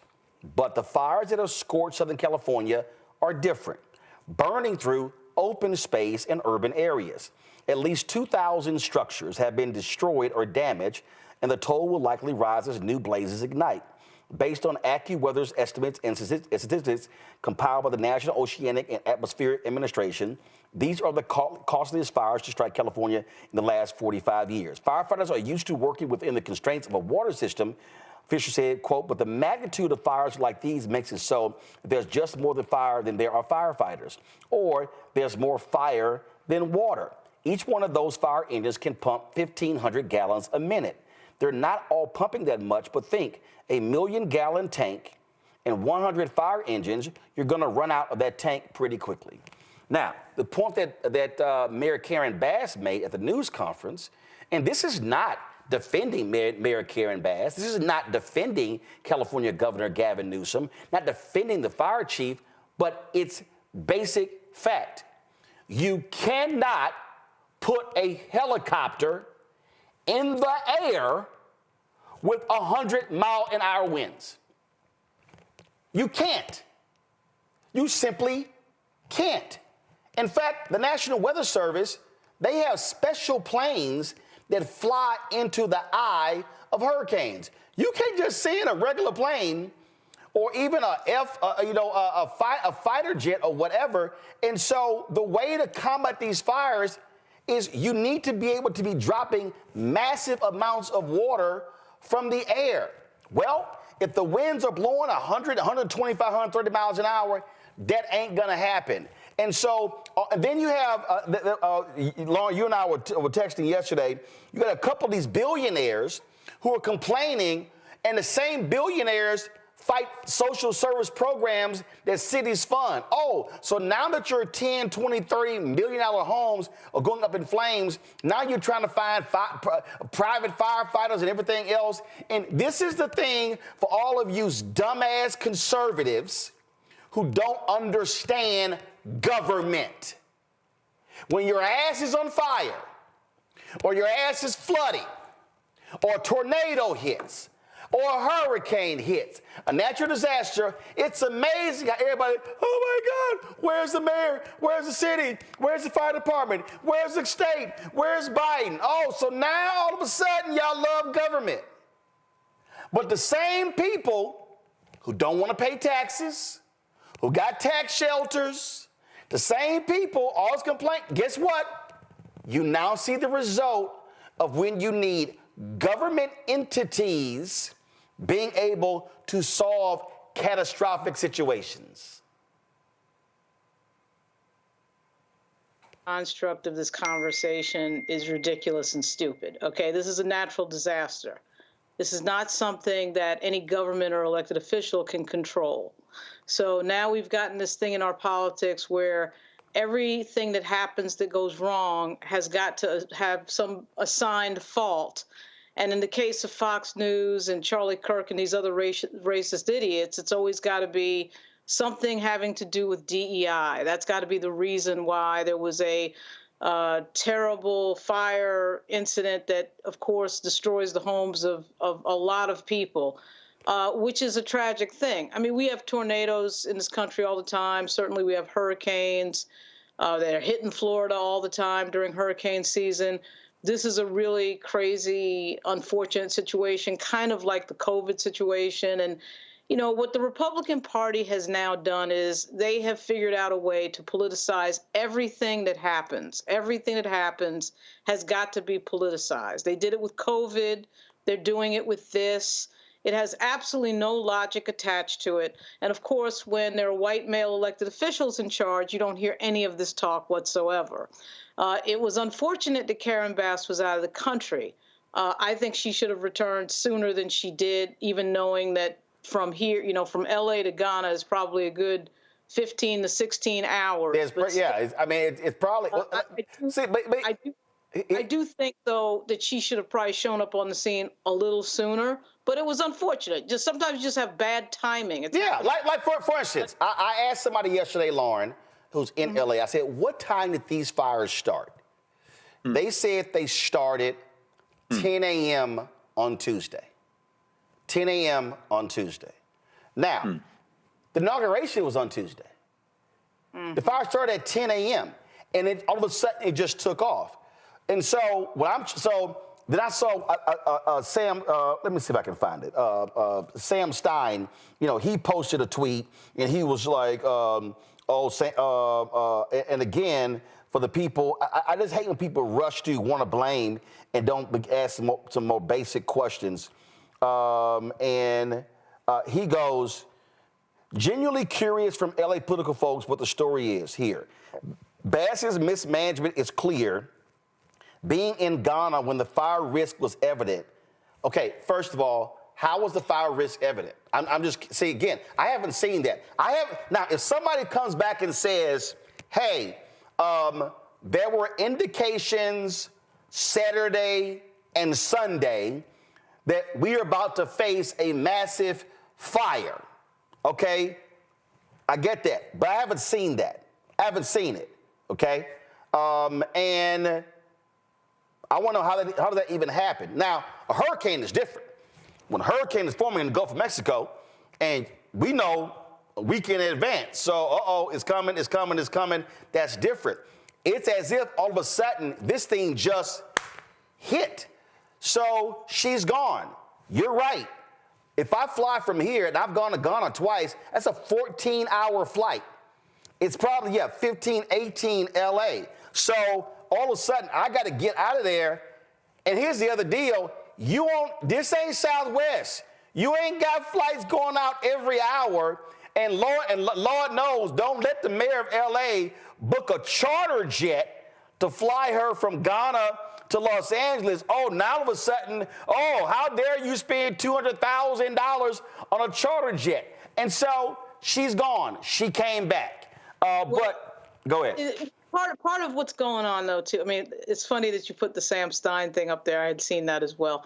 You know, with all due respect to some of my colleagues in journalism, you know, as somebody who's worked in politics on the state level in New York and in Virginia and on the federal level, they have no idea what they're talking about. These journalists have no idea what they're talking about. They have no expertise in what they're talking about. And it's very easy to be at a press conference and be in something and throw questions out there, you know, because when you're on the other end of it in terms of the person who is in the position of responsibility, who has to actually make decisions that are putting people's lives at risk and are allocating a lot of the city or state's money, that is a different position than just being the critic and the bat and the belfry. And so a lot of these people on social media I find extremely, extremely amusing.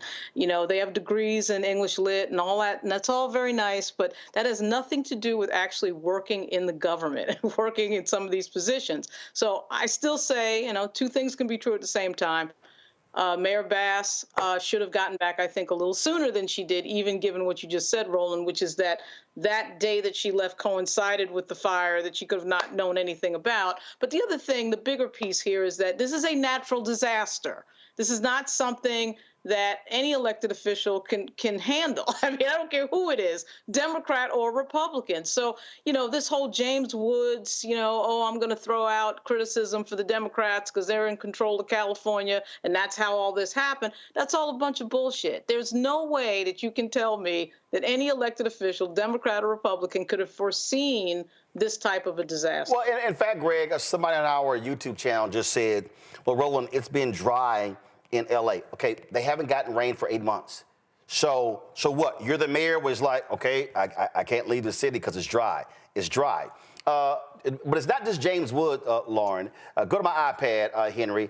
Anna Kasparin, who has been, you know, with the Young Turks, and they have been trashing Democrats since the election, going on talking to Glenn Beck, trashing, you know, all Democrats. This is what she tweets. California, and especially L.A., is controlled by Democrats. They are responsible. No more passing the buck. Our mayor, who was in Ghana as fires exploded in our city, cut the fire budget by $17 million. She advanced a lie, okay? Endless amounts of money funneled to bullshit, scammer, homeless nonprofits. We're the highest tax, yet we have encampments and squalor everywhere. Even worse, we don't have enough firefighters to respond to the absolute disaster we're experiencing right now. Rather than conserve the record rain we got last year, we just drained it into the ocean. We are a failing city run by a sick excuse for local government. You want to radicalize people against the modern Democratic Party, send them to L.A. Okay, I'm trying to understand. What I've read and been told, Greg, the tanks have been full. The tanks were full. And what I've been told is that when you have let's just say, okay, and this is, you know, okay, fine. We're right here in D.C. Okay, so let's say there's a fire outside in a trash can. You know what? You can grab a fire extinguisher and put that out. But let's say all of a sudden the fire is now 6 blocks up and down K Street. Saying, let me grab 10 fire extinguishers, that ain't gonna do it. Okay, no. So again, seeing this is like, oh, so they drain the water into the ocean. Oh, okay, got it. And then, as I said earlier, the fires in it's Los Angeles area. There are different cities, so it's not just L.A. So you got to ask yourself, all those homes along in Malibu were torched. All those expensive homes but guess what? That's Malibu. That ain't Los Angeles. They in Los Angeles. And so people want to always rush to blame, Greg, but it's Lauren's point. There's a thing called preparation, but a natural disaster and not a man-made disaster, those are two different things. they are, and at the same time, the convergence of that part of nature that is human with the rest of nature has become so, the convergence is so rapid at this point that any climate change deniers out here, you need to shut up. Just a little over a year ago, about 14 months ago, the 5th National Climate Assessment was released, and that's something that they do, the National Oceanic and Aeronautic Administration, NOAA, Atmospheric Administration rather, NASA, the EPA, National Science Foundation put this out, and they said that this rapid urbanization and human amplified climate change has, of course, we know it's produced warmer and drier conditions. Here we are on the East Coast. It's cold as hell. There's snow and ice getting ready to sweep through the South again. At the same time, on the West Coast, these fires are raging. And when you start talking about drier conditions with prolonged droughts and that stress the forest vegetation, and you got pest outbreaks, tree death. In other words, what you're creating is surface fuel.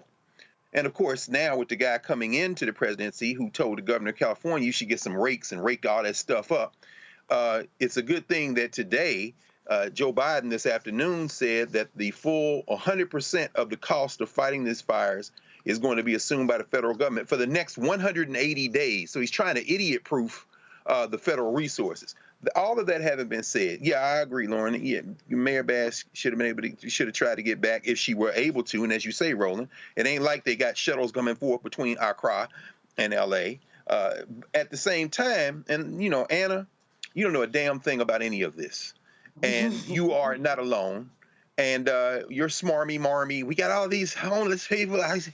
That's how the heir to the damn Levi Strauss fortune can be the mayor of San Francisco, saying he's going to go back. The next billionaire that runs against Karen Bass is going to hang this around her neck like a lei. This is the thing about the Republicans.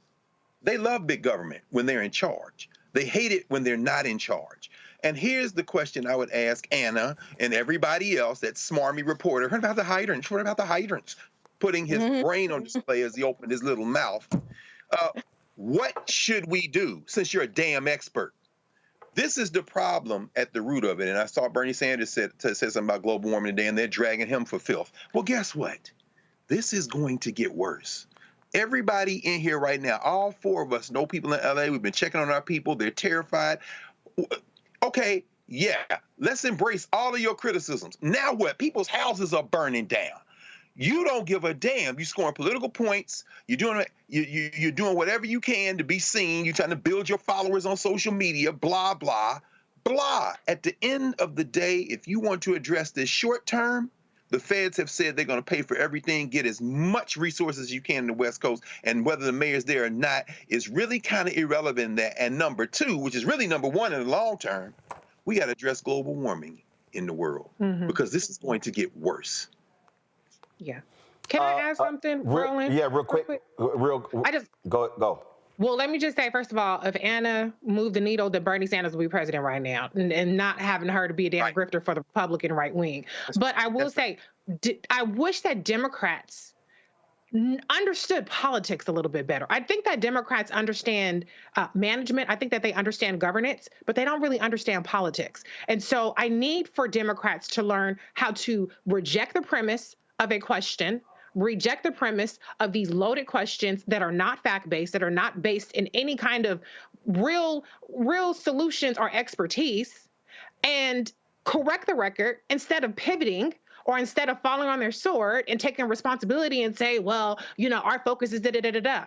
They would be so much better served if they actually tackled things that are bullshit being thrown their way first, and then got around to the platitudes and the, oh, you know, we're gonna rah kumbaya mess. So I do think that, you know, Mayor Bass is indisputably not at fault in terms of the fact that we had hurricane force winds and we had drought conditions that created this catastrophe.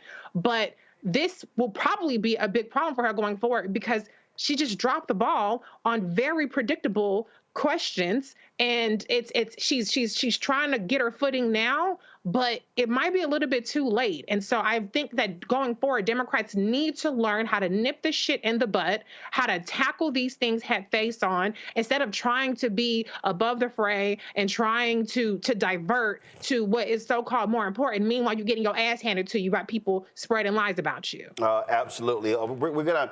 I'm gonna come back to this topic of this whole this BS with the DEI, but we got some breaking news.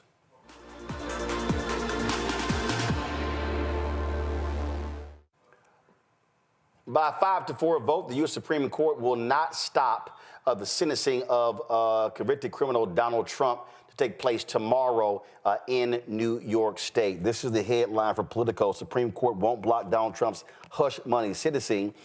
He wanted them to stop. It's taking place on tomorrow. It was a 5-4 vote. Of course, as you can expect, Clarence Thomas, Sam Alito, Neil Gorsuch, and Brett Kavanaugh, they all dissented from the ruling. Chief Justice John Roberts and Justice Amy Coney Barrett joined the court's 3 Democratic appointees to turn down Trump's last-ditch attempt to avert the sentencing. It goes to show you what kind of these hardcore conservatives that you have here. These people want to somehow extend the issue of presidential immunity or to somebody who ain't even president. That's just how dumb this is, this Supreme Court. But again, it is a 5-4 decision that you have here. And look, the reality, Reese, you have, first of all, I'm going to go to the lawyer on our panel, Greg, first, sorry. Look, you got these right-wingers, Coney Barrett and Roberts, but at least every now and then, Greg, they have some common sense as opposed to these hardcore right-wingers, especially Thomas and Alito. No, absolutely. And I'll keep this very brief because obviously none of us have read the opinion yet, and I'm sure we all will after this. Coney Barrett is the wild card in this. Isn't it ironic? And isn't it crazy that we live in a world where Amy Coney Barrett is becoming, I won't put John Roberts there because Roberts is an institutionalist, and Roberts realizes that he has destroyed his legacy. And that happened, of course, with Citizens United in 2010. Coney Barrett, can you imagine a right-winger like Amy Coney Barrett may end up over the arc of the next few years being the center of the damn Supreme Court? And clearly what happened here is, those other 4 are wholly owned subsidiaries. If anybody thinks that damn call that Trump made to Sam Alito the other day was about a damn intern, a clerk for him, and a job, then you're not paying attention. Those guys are in the tank, okay? Beer Kavanaugh, Harlan Crow's boy toy, Clarence Thomas, and the Christian soldier, Sam Alito, who was on a straight crusade. And Gorsuch, you would think, had a little bit more sense on some issues, but he's in the tank too, because he's got that stolen seat, remember? Although I don't know if Merrick Garland had got there, he'd be any better, because we've seen his great performance in the federal government. But Coney Barrett may not be finished surprising some folk. Anybody paying attention probably shouldn't be surprised by this, but this may be the new 5-4 in terms of any swing votes. Your thoughts on this, Lauren? Well, I mean, this is the same Supreme Court that declared this person immune. It does strike me that Judge Marchand, there's something about him that kind of gives me the feeling that he's going to execute a real sentence. But I don't know. I mean, if the president has already been ruled to be, shielded and can sort of do whatever he wants, including, hush money to the tune of $130,000, I'm not sure why we're having this conversation. I think of all the cases against Donald Trump, I actually thought the Fani Willis one was the strongest, and this was actually, I thought, one of the weaker ones, this hush money question, I do think that when the conservatives whine about lawfare, as they call it, this is the case they're talking about. So it's sort of ironic that the case that he will be judged on, in my view, is the least important one.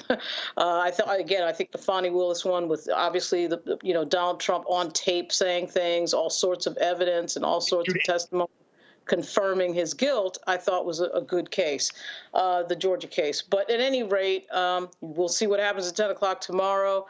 I do think Donald Trump has a knack for never being punished and always getting out of trouble. So I don't think anything's going to happen tomorrow. I do think Judge Marchand will probably just be consistent with other defendants, and he just seems to give me a vibe of, I'm going to do my duty here. And if it's consistent with other defendants, then it shouldn't be much time at all. But we'll see.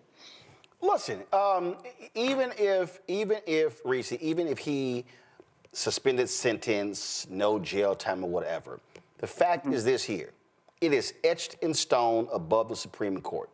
Equal justice under law. That's what it's supposed to be. And all of this bullshit. Let me be clear. It is not in the United States Constitution.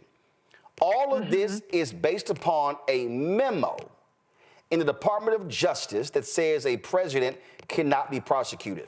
Now, what this Supreme Court did is gave this man extra immunity that does not exist anywhere, okay? So they created case law as a result of this decision. But in this case, he was tried when he wasn't in the Oval Office.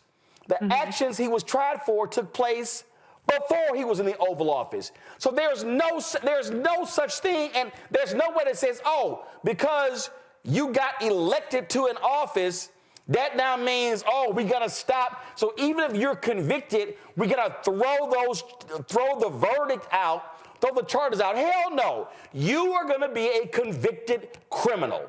And that's what it's supposed to be. Now, whether Americans were too stupid to not vote for you, that's on them. But he did it, he was convicted, he earned it, and now, luckily with this, he has to carry it, and he will be known. That's why I made it clear on this show, after January 20th, anytime we mention his crazy ass, it will be convicted criminal in chief, Donald Trump. Period.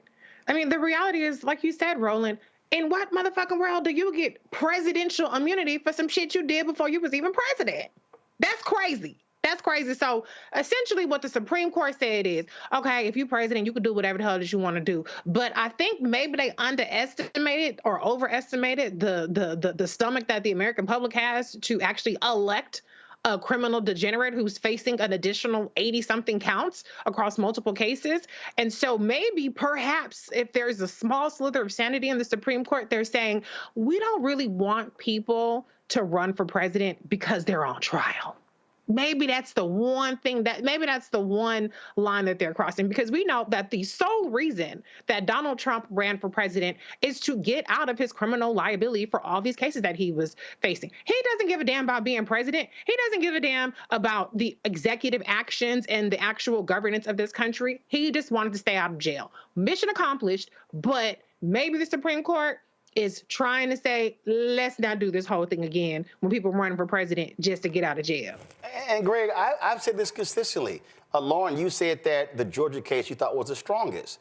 I'm sorry. I don't understand why Georgia is not moving forward. I don't give a damn if there's an inauguration. Guess what? That's a state crime. That federal memo has nothing. And I would rather Georgia say, fine, you don't want us to move forward, take us to court. I would rather there be a judicial ruling that says that, as opposed to, oh, no, yeah, we can't move forward. We can't move forward because of the election. No, hell no. His ass did it, Greg. He did it. He did it.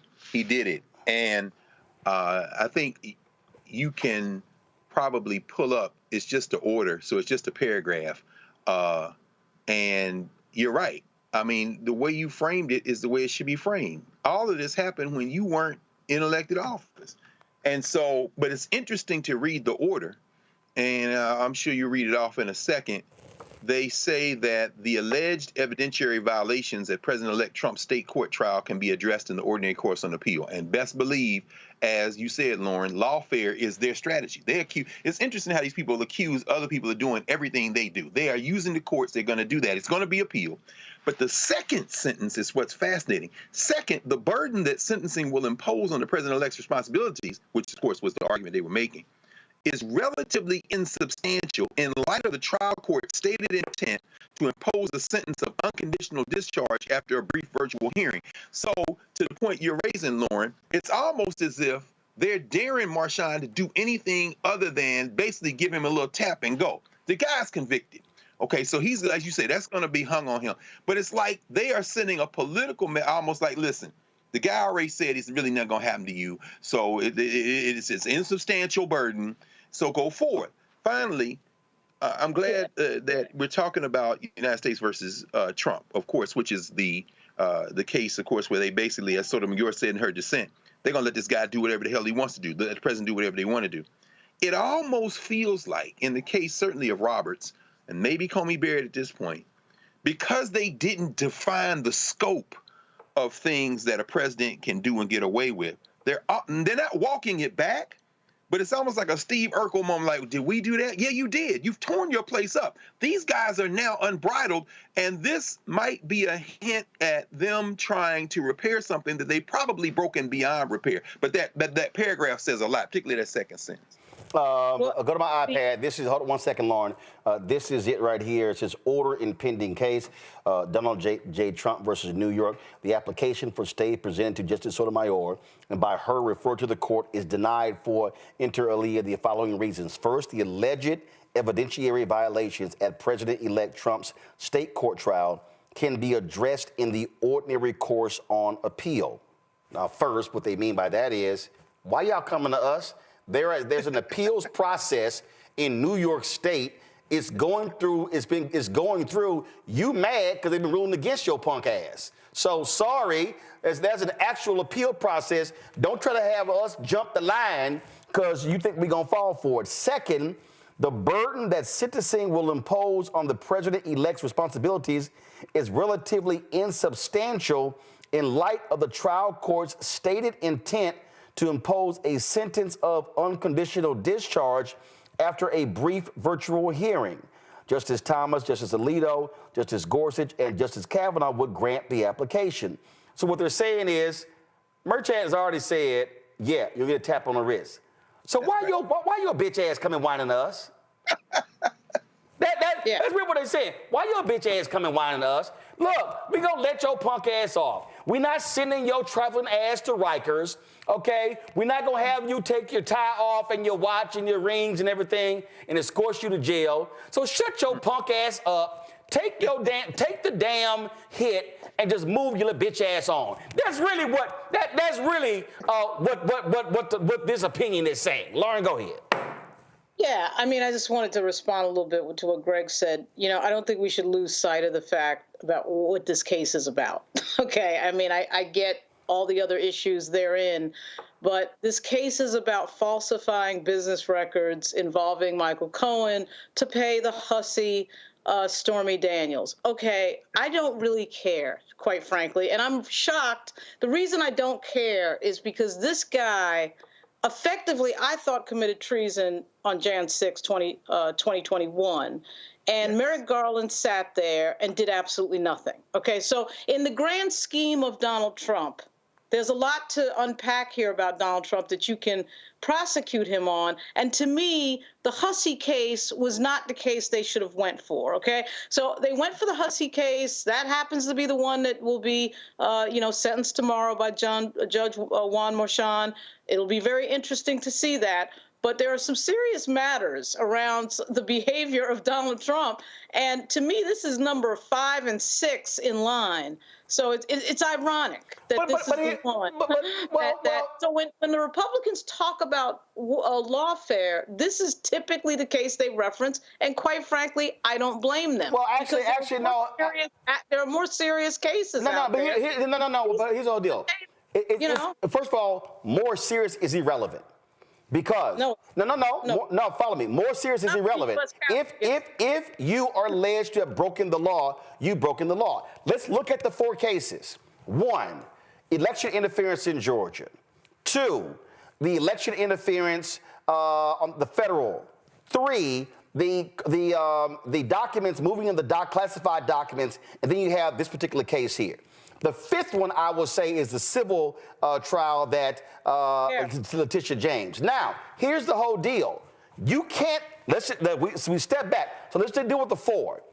Nobody anticipated Fani having her side piece on the case to completely throw that whole thing off track. Okay, so that's one. Two, a Trump-appointed, incompetent, grossly unqualified judge gets the document case, okay, and she kisses his ass and rules in his favor, and then he fights the Jack Smith one in D.C. Now, those are 4 different cases moving at different speeds at different times. So the bottom line is, it's irrelevant if one is deemed weaker than the other. The reality is, it happened. And so, and this is first of all, Republicans, let's be clear. Republicans have complained about all 4. All 4. They've dismissed all 4. It's not like Republicans like, well, you know what, the other 3 are serious. This is really a joke. But the fact of the matter is this here.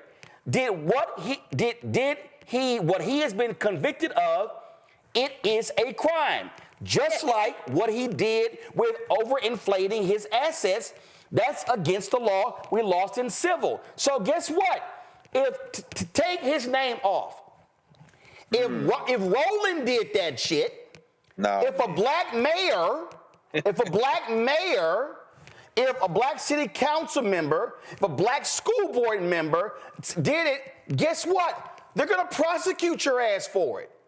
Yeah, so well, I can't. Can I point out, though, that Michael Cohen went to jail for this exact same case federally. Yeah. So this isn't like this is so frivolous that nobody should have a paid for it. A lot of people had criminal or civil liability related to this exact same set of transactions. And so I don't think that Trump should be rewarded because he is such a serial criminal degenerate that we just pulled all the cases in the hat and then whichever one we pull out is the one that we actually prosecute. You don't get to have prosecutions deferred because you commit so much crime in so many different jurisdictions. And so I am glad that at least somebody had the competency and the balls to see a case through from point A to point Z, because Jack Smith didn't, Merrick Garland didn't, and the whole thing with Fani and down there in Atlanta, the shit is on ice right now. And that was the point Risha just made that long one I was going to say. The difference here is this is the only one that went the distance. Trump and his lawyers were able to stop. They were able to stop the other cases in different stages. The case in Georgia would have went forward if Fani hadn't screwed up. Yeah. Here's the thing. I still get back to this point. The guy could have been prosecuted for treason. He wasn't because nobody had the guts to do it. But hold up. Nobody having the guts to do it does not have anything to do with Bragg's case in New York City. That's Merrick Garland. Merrick Garland is a U.S. Attorney General. Bragg is a DA of Manhattan. Fani Willis is the DA in Fulton County. All you can do is your job. I can't sit here and go, well, if he had done his job, hey, Bragg did his job. We argue all the time that things are crimes that shouldn't be prosecuted. Marilyn Mosby being a perfect example of that. Okay, we argue all the time that people get prosecuted for things that seem slightly political or like somebody's reaching, a prosecutor is reaching for some reason. All I'm saying is, in the lexicon of everything that happened, he could have very easily been prosecuted for something like high treason. But Lauren, you keep saying what he could. Lauren, you keep saying what he could have been prosecuted, but in order to prosecute him for high treason, that requires the Attorney General to take the action. He didn't. So the woulda, shoulda, coulda don't matter. Let me ask you this. Is it working? Did it work? What do you mean? All your prosecutions, did it work? Hold up. Did he get convicted? Yes. Did it work? No. Wait. Hold up. What was the? Wait. Hold up. Hold up, Lauren. What was the purpose? Lauren, I'm gonna ask you a question. Bragg? What is the purpose of DA Bragg in indicting Trump? What's the purpose? I don't know what the purpose is. No, you're wrong, Lauren. You do know the purpose. Lauren, you know the purpose. What is 11 days will be in the White House. Lauren, here's the question. No, Lauren. If you're the DA, wait a minute. If you're the DA and you indict, you get an indictment and a conviction. What's the purpose of filing charges? to get a conviction. The purpose of filing charges is to get the conviction. But Roland, the fact is, this man is going to be president of 11 days. Lauren, but see, that's the whole point. See, Lauren, so hold on. When you say it didn't work, that means that you are speaking about a political purpose for the prosecution. What I am saying is the prosecution. I'm stating a fact. No, the prosecution by itself is, if you broke the law, you get indicted. You are going to get convicted. So from Bragg's perspective, he did his job. Bragg, as the DA, has no jurisdiction. He has no control what Merrick Garland can and cannot do. He has no, matter of fact, Bragg he has nothing to say about what Fani Willis can and cannot do. All he can do is his job. He did his job. Great. He got a conviction. Now, from listening to you, if the purpose was, let's keep him out of office, that ain't why you indict. So bottom line is, he did his job. Are we really going to pretend that some of these adjudications weren't about keeping him out of office? Hold up. Reese already said it. Did Michael Cohen get convicted? Wait. Hold up. I'm answering your question. Was Michael, Lauren, it's real simple. Was Michael You're going to skip over my question. Okay. Lauren, I'm not skipping your question. I'm actually answering your question. Was Michael Cohen convicted for the exact same crime? Yes or no? Yeah, Roland. Okay, sure. So if Michael Cohen, wait a minute. So if Michael Cohen was convicted by the Trump Department of Justice for the exact same crime, was that to keep Trump out of office? All I know is in 11 days. No, Lauren. Answer the question. I'm holding up two things. Hold up, Lauren. Lauren. Hold up. Lauren, 1 second. Lauren. Lauren, 1 second. Lauren, hold up. Lauren, this is very simple. I'm holding up a Cohen conviction, and I'm holding up a Trump conviction.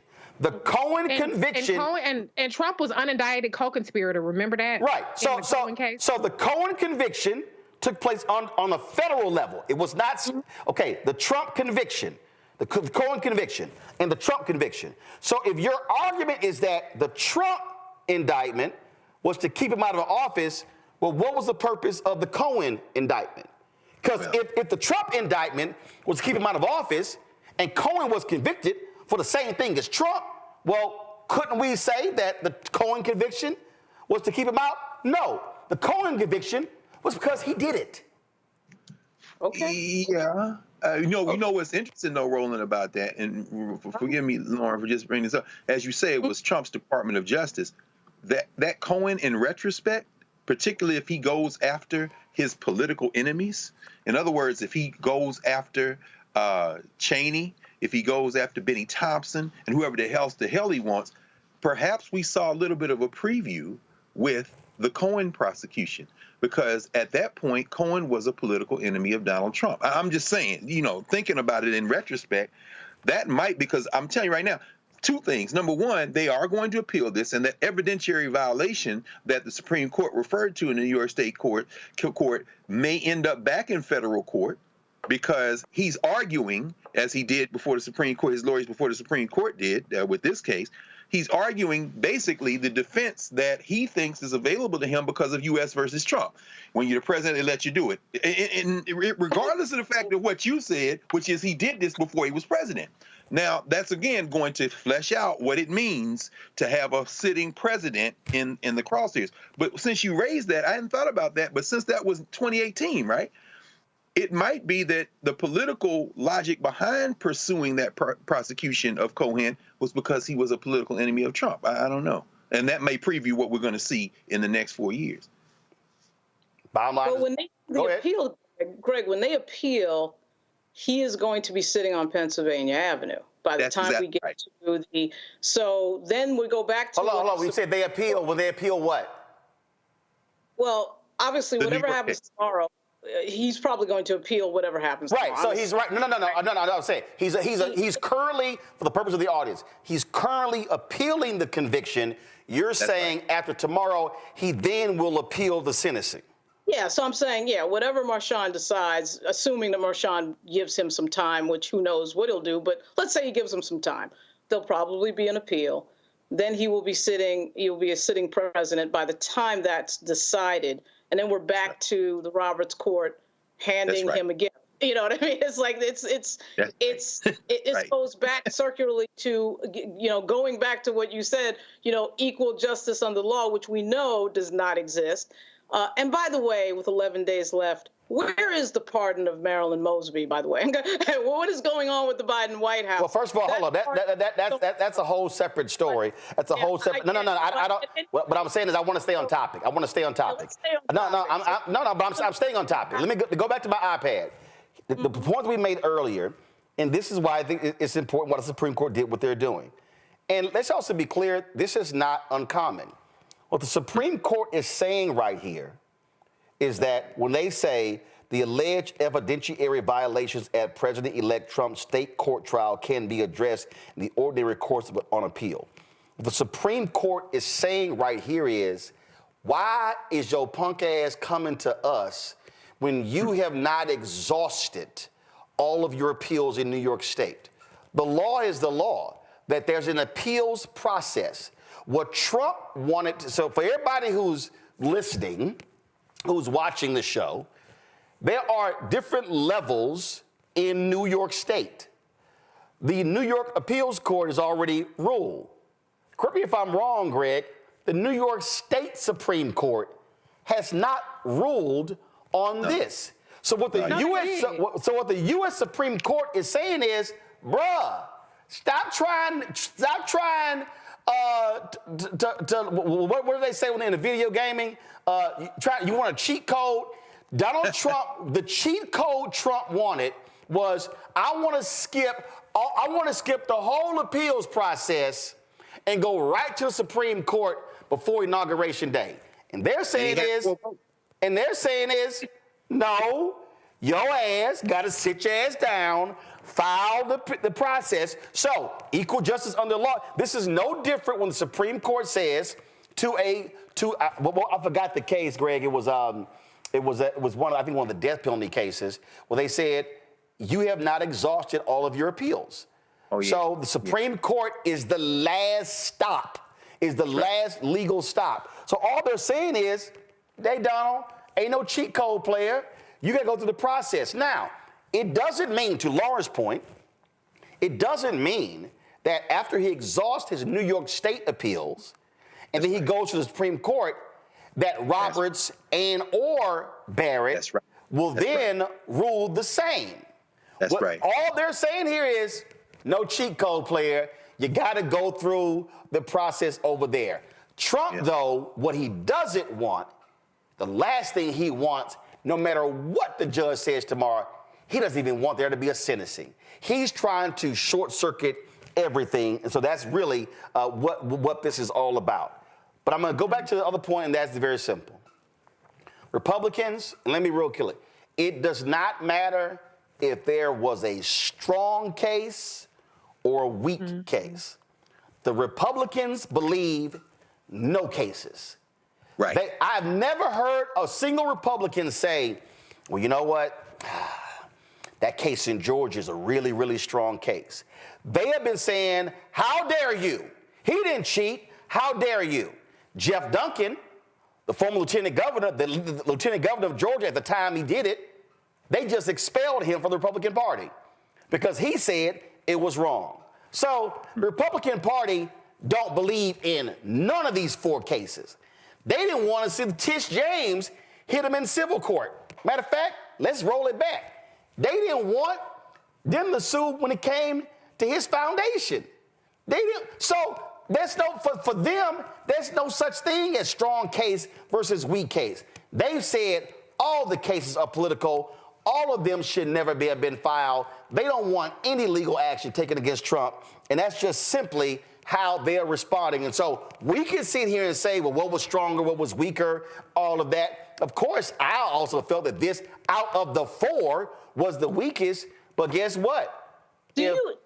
But Roland, do you actually think that, let's say Donald Trump was still a real estate developer in New York, do you think that all these cases, obviously the documents case wouldn't have been brought because he wouldn't have been president, but something like the business records case, the case that's going to be adjudicated tomorrow, sentenced tomorrow, do you think that would have been brought if he was not president? There's a name. First of all, of the 4 cases, let's remember, two of them dealt with the overthrowing of the election. Right. So those wouldn't have existed if he wasn't president. Would not have existed.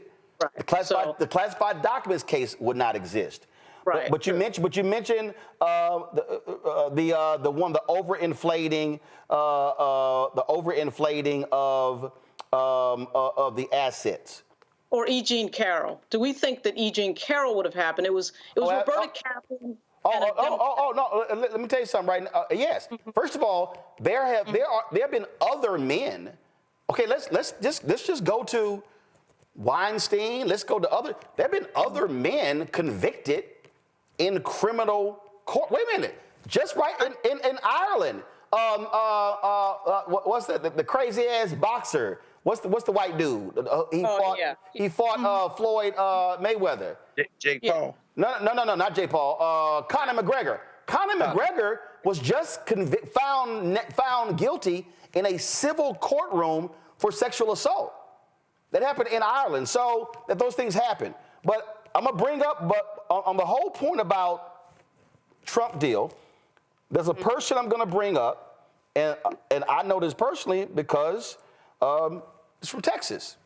He was a Democrat. He was the Attorney General of Texas. His name is Dan Morales. Dan Morales was actually convicted. He was convicted. I'm gonna pull up the DOJ. He pled guilty to mail fraud and filing a false tax return. This is the press release. This is in 2003.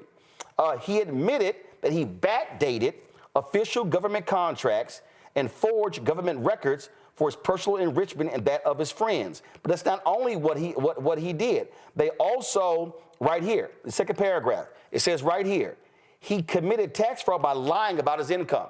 So what they got him on filling out documents, I think it was loan or housing documents, where he overstated his income. This is perfect. I kept bringing this up. These things actually happen. So what Donald Trump got, what he got nailed on, and let me also add one thing for the people who don't understand this here. Donald Trump got nailed in Scotland for the same thing. What Donald Trump did was he overinflated. This is how he tried to get away with it. And the folks in Scotland nailed his ass. Donald Trump, for tax purposes, claimed the value of his golf course was one thing. When it was time to pay taxes, he said the course was valued at a lower. And the Scot said, time out, hold up. Well, we confused here. Over here, you said the golf course was valued at this for you to get the loans to buy it and build it. But when it comes to pay taxes, now you claiming the golf course is this. So yes, there have been people like Donald Trump who have been found guilty for the exact same thing that he did, regardless of him being in the Oval Office. Now, that's just a reality. So I'm using a perfect example. A former Attorney General of the state of Texas, who they nailed him because he hooked up his friends when it came to the tobacco settlements. But the federal government sent his ass to prison because he filled out loan papers. People don't understand. When you go fill out a loan application, that is a federal document. They can get your ass on that. And let's not forget, they got Al Capone on tax evasion. Tax evasion, yeah. So the federal government has gotten developers, business folk. I mean, I just finished watching the documentary on how they got Michael Milken and Ivan Boesky on insider trading. I mean, so the bottom line is they can get your ass, when you break the law, they can find a law your ass broke. So there are a lot of people who have not been in the Oval Office who've gotten convicted on the same stuff. Did it get the same amount of attention? No, it didn't. But yeah, Lauren, it actually has happened. Yeah, when I see Reid Hoffman and Roberta Kaplan converge, and I know that's a civil case, and knowing that Trump has been around for so long, and we've known that he's, filed, 5 bankruptcies? I just feel like, wow, isn't that interesting that, particularly with the hush money case, it's sort of like, that's an interesting case that they brought. But okay. But you also got to remember, you can't leave out the DA before Bragg was Cyrus Vance. Yeah. Cyrus Vance chose not to prosecute Trump on several occasions. What is the difference here? Different DA. He was buddy-buddy with Cyrus Vance. So, I mean, look, the reality is here. Different prosecutor, different attitude when it comes to going after it. And you know what? To your point, there were previous attorney generals in New York State who likely were buddy-buddy with Trump. Oh. Until Tish James showed up. So, that's just sort of how I look at that. Let me do this here. Let me quickly. I'm not going to go to a break. I'm going to go back to the Los Angeles fire thing with a panel. Y'all, if y'all want to see how these white folks, these white conservatives really are, they've been showing who they are. White nationalists, white supremacists, racists. Okay, DEI is the new N word for them. Yeah. Okay, that's the new N word, and I don't understand why even some of these white women ain't ticked off because they slapped them with a DEI label.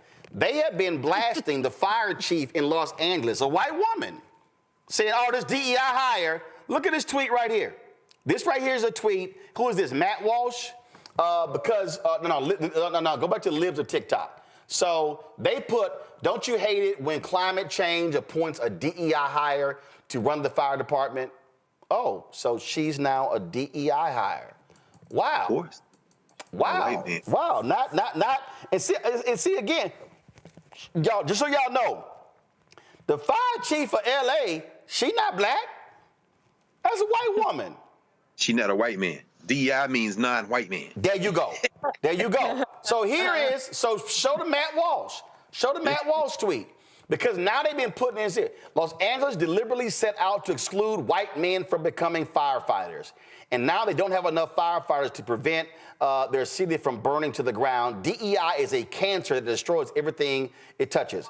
What are they complaining about? They're complaining because last year a story was done about how they were trying to diversify the fire department.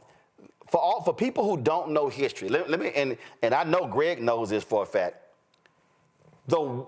Across America, pick your city.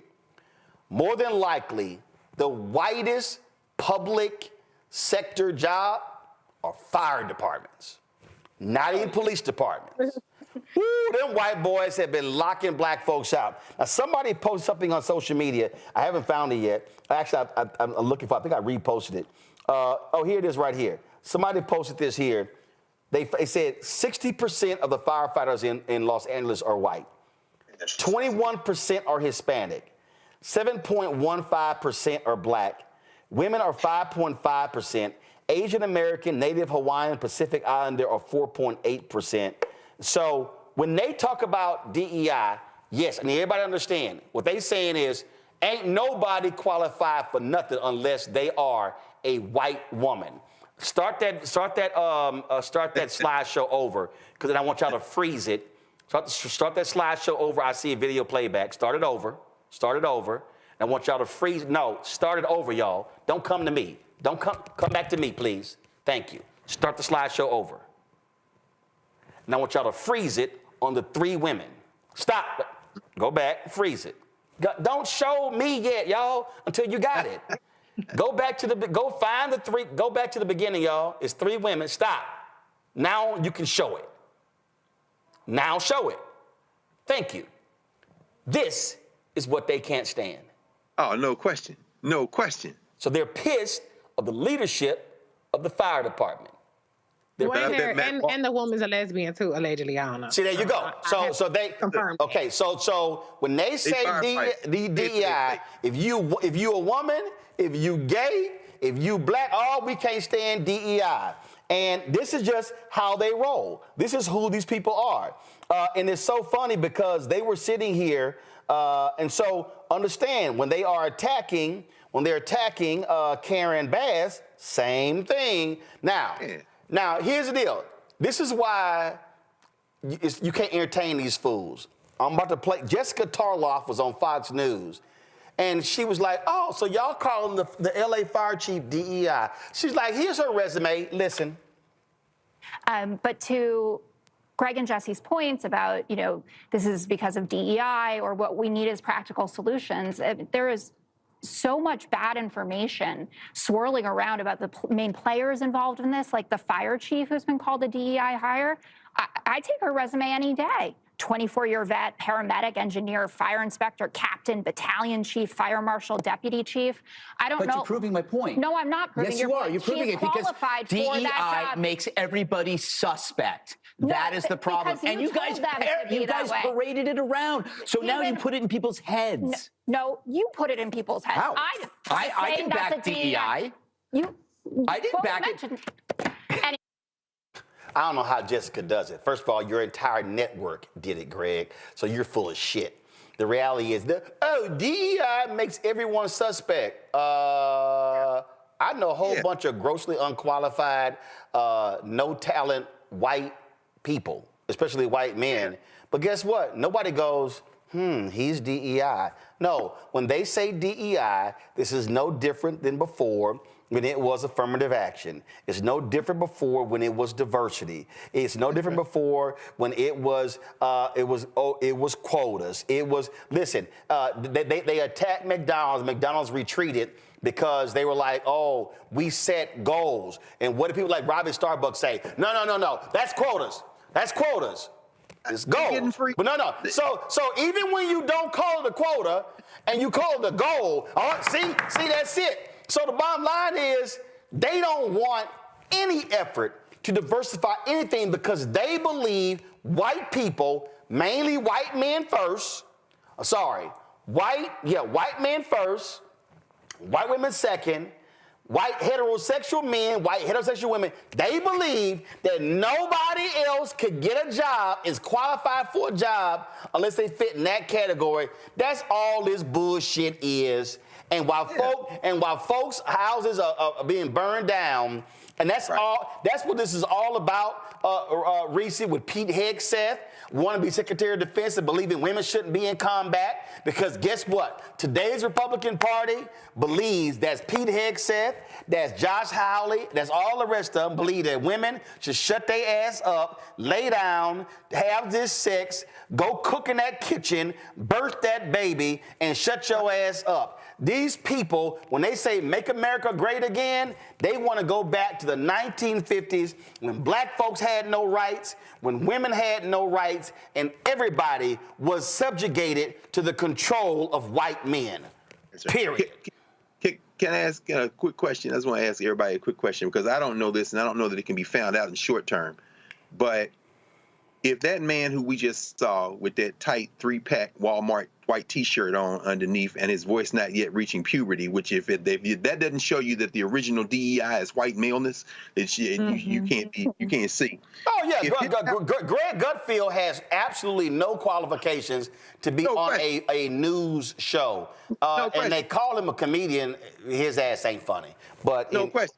But wrong. I guess what I was going to ask you and everybody is, if his house, God forbid, was on fire in those hills, and not the 2,000 plus firefighters who are fighting, which you broke down demographically in terms of race, came, but one of the nearly 800 volunteer prison inmates from the Department of Correction who are out there fighting the fire. These are volunteers. I wonder if he would say, I don't want you fighting the fire because you're not a white man. I'm just curious because there's almost 800 prisoners. These people volunteer. They get training, and they're out there embedded in the California Department of Forestry and Fire Protection fighting that fire. I wonder, don't y'all wonder, what's the ethnic racial background of those nearly 800 prisoners in California prisons who are out there fighting fire? I'm just curious.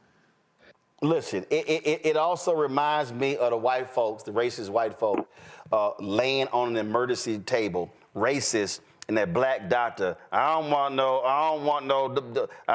him. I don't want her treating me. But the doctor, because of the Hippocratic Oath, has to treat him. That's where you say, all right, lay your ass there and die. Okay, good. That's right. See. Lay your ass there and die. I'd be like, yeah, go ahead. Okay, go ahead. Gunshot, heart attack, stroke. Okay, lay your racist ass there and die then. I got to tell y'all this story. The brother, he's a history maker. He was interviewed by the History Makers, which is Juliana Richardson, Larry Crow, and them out of Chicago. And I forget the brother. He was on the board at Emory. He's a medical doctor, brilliant brother, philanthropist. I met him back in this past February 24th. We were at a dinner for History Makers. So we're sitting there, and he's telling a story about when he was a resident in medical school. He's finished his medical degree. He's in his residency. This racist white woman was admitted to, I think it was an emergency room one night.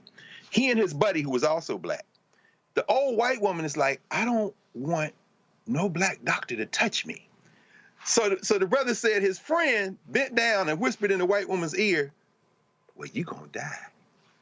And then told her, well, okay, no problem. I'm not gonna touch you. Well, you gonna die. At that point, she got religion real quick, and they treated her. But he did exactly what you said. Oh, you don't, oh, well, you gonna die. He told, because you about to die now. You don't want, no problem. You gonna die. She got her religion. I bet you none of these racists will get in the way of a Latina, a black, a gay white woman, whoever who's strapped up with that firefighter equipment trying to put out the fire of their house. And as far as they're talking about those three women right there, I bet you won't say to their face, they're firefighters. Let's see if you're nice with your hands. We found about diversity in a scrap. I don't think you're gonna say it to their face. Well, they are exactly who they are. And I'm trying to actually find this story that might be, give me 1 second. You know, it's amazing how breaking news happens.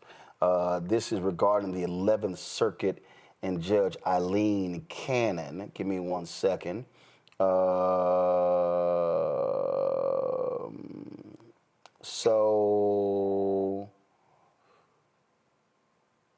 Okay, here we go. Give me one second. Y'all can go ahead and keep the breaking news banner up. So the 11th Circuit has ordered that. Where is it? Okay, here it is. Okay. All right, go to my iPad. So the 11th Circuit has ruled that Jack Smith's final report can be released. They have over all these damn pop-ups. The federal appeals court covering Florida rejected a defense request to block the release of special counsel Jack Smith's final report, but an order temporarily blocking its release from U.S. District Judge Eileen Cannon is still in place for now, which would keep the report blocked for 3 more days absent further appeal. So what this is saying is that basically this report can be released Sunday or afterwards. And so the 11th Circuit rules against Judge Eileen Cannon. Greg? Yeah, and that's consistent. They've been overturning her in appeal consistently, but here's the problem. Because she's a dumbass. She's a dumbass, and hopefully she doesn't end up on the Supreme Court, because if anybody is not paying attention within the first 2 years of this damn term before they maybe lose the Senate or whatever, they're gonna force Clarence Thomas to walk the plank. So, but that having been said, you see, though, that there's still a 3-day gap there because they are going to appeal this. Of course, we know, and you've been saying this, we've all been saying it in one form or another, the whole Trump strategy was delay to get to it past the election. So, yeah, that just means that they're going to give them time to appeal and they're going to push it past. Now, the question, do you think, Roland, that we're going to see any of these reports. I'm thinking less about the legal pathway and appeals and more about Merrick Garland, who is already cleared to release part of it. Listen, I am hoping that there is a Daniel Ellsberg somewhere in the DOJ that has put both of those volumes on a flash drive, and before they walk out in 11 days, sitting here, got it on the flash drive, and then all of a sudden, in about 2 or 3 months, that sucker mysteriously is dropped like the Pentagon Papers. And here's the whole deal. You ain't, see the beauty now, you ain't even got to go to the Washington Post or the New York Times like they did with the Pentagon Papers. Remember when remember the Panama Papers? Oh, yeah. It was a consortium of media entities from around the world, and they dropped that report. To me, that's how you do it. So I know that might be against the law, but I would greatly appreciate if an American patriot, and let's be real clear, there's a way for you not to be found out. But I really hope there's an American patriot where we're able to see the full unredacted report that shows the absolute crimes that Donald Trump committed. And so I'm just saying I hope that happens. And also, I forgot to mention this earlier, the Smartmatic $2.7 billion lawsuit against Fox News is now set for trial. The judge ruled against Fox News. They are moving forward with that. And I really hope Smartmatic don't settle. Oh, I really hope they go. Y'all remember Dominion, they settled, and that's what happened there as well. So whole lot of stuff happening to the panel. Thanks for staying a little bit extra. A lot of breaking news jumping off here. And I got just real quick, Lauren, Reese, Greg, I just want to get each of y'all thoughts. I'll start with you, Lauren. What the hell do you make of Amazon handing over $40 million for a damn Melania Trump documentary? Everybody's trying to curry favor all these corporations. You saw Mark Zuckerberg bow down once again to Donald Trump, and Amazon and ABC News hand Donald Trump $15 million on a case that they were not going to lose, a defamation case. And so Amazon is doing the same thing. That's what it is. Reese? Yeah. This is who they want to be. They don't have to be this in terms of Mark Zuckerberg and Jeff Bezos and all these billionaires. This is who they want to be. It's not about, oh, well, let me try to get in Trump's good graces for my survival. These people are filthy freaking rich, like a whole nother planet. Literally, Mark Zuckerberg, Jeff Bezos goes to the moon whenever the hell he feels like it. Rich. So every move that we're seeing from them is because they are planting their flag and they are showing us who they truly are and what side of humanity and what side of the direction of this country they plan to stand on. Greg? Agreed.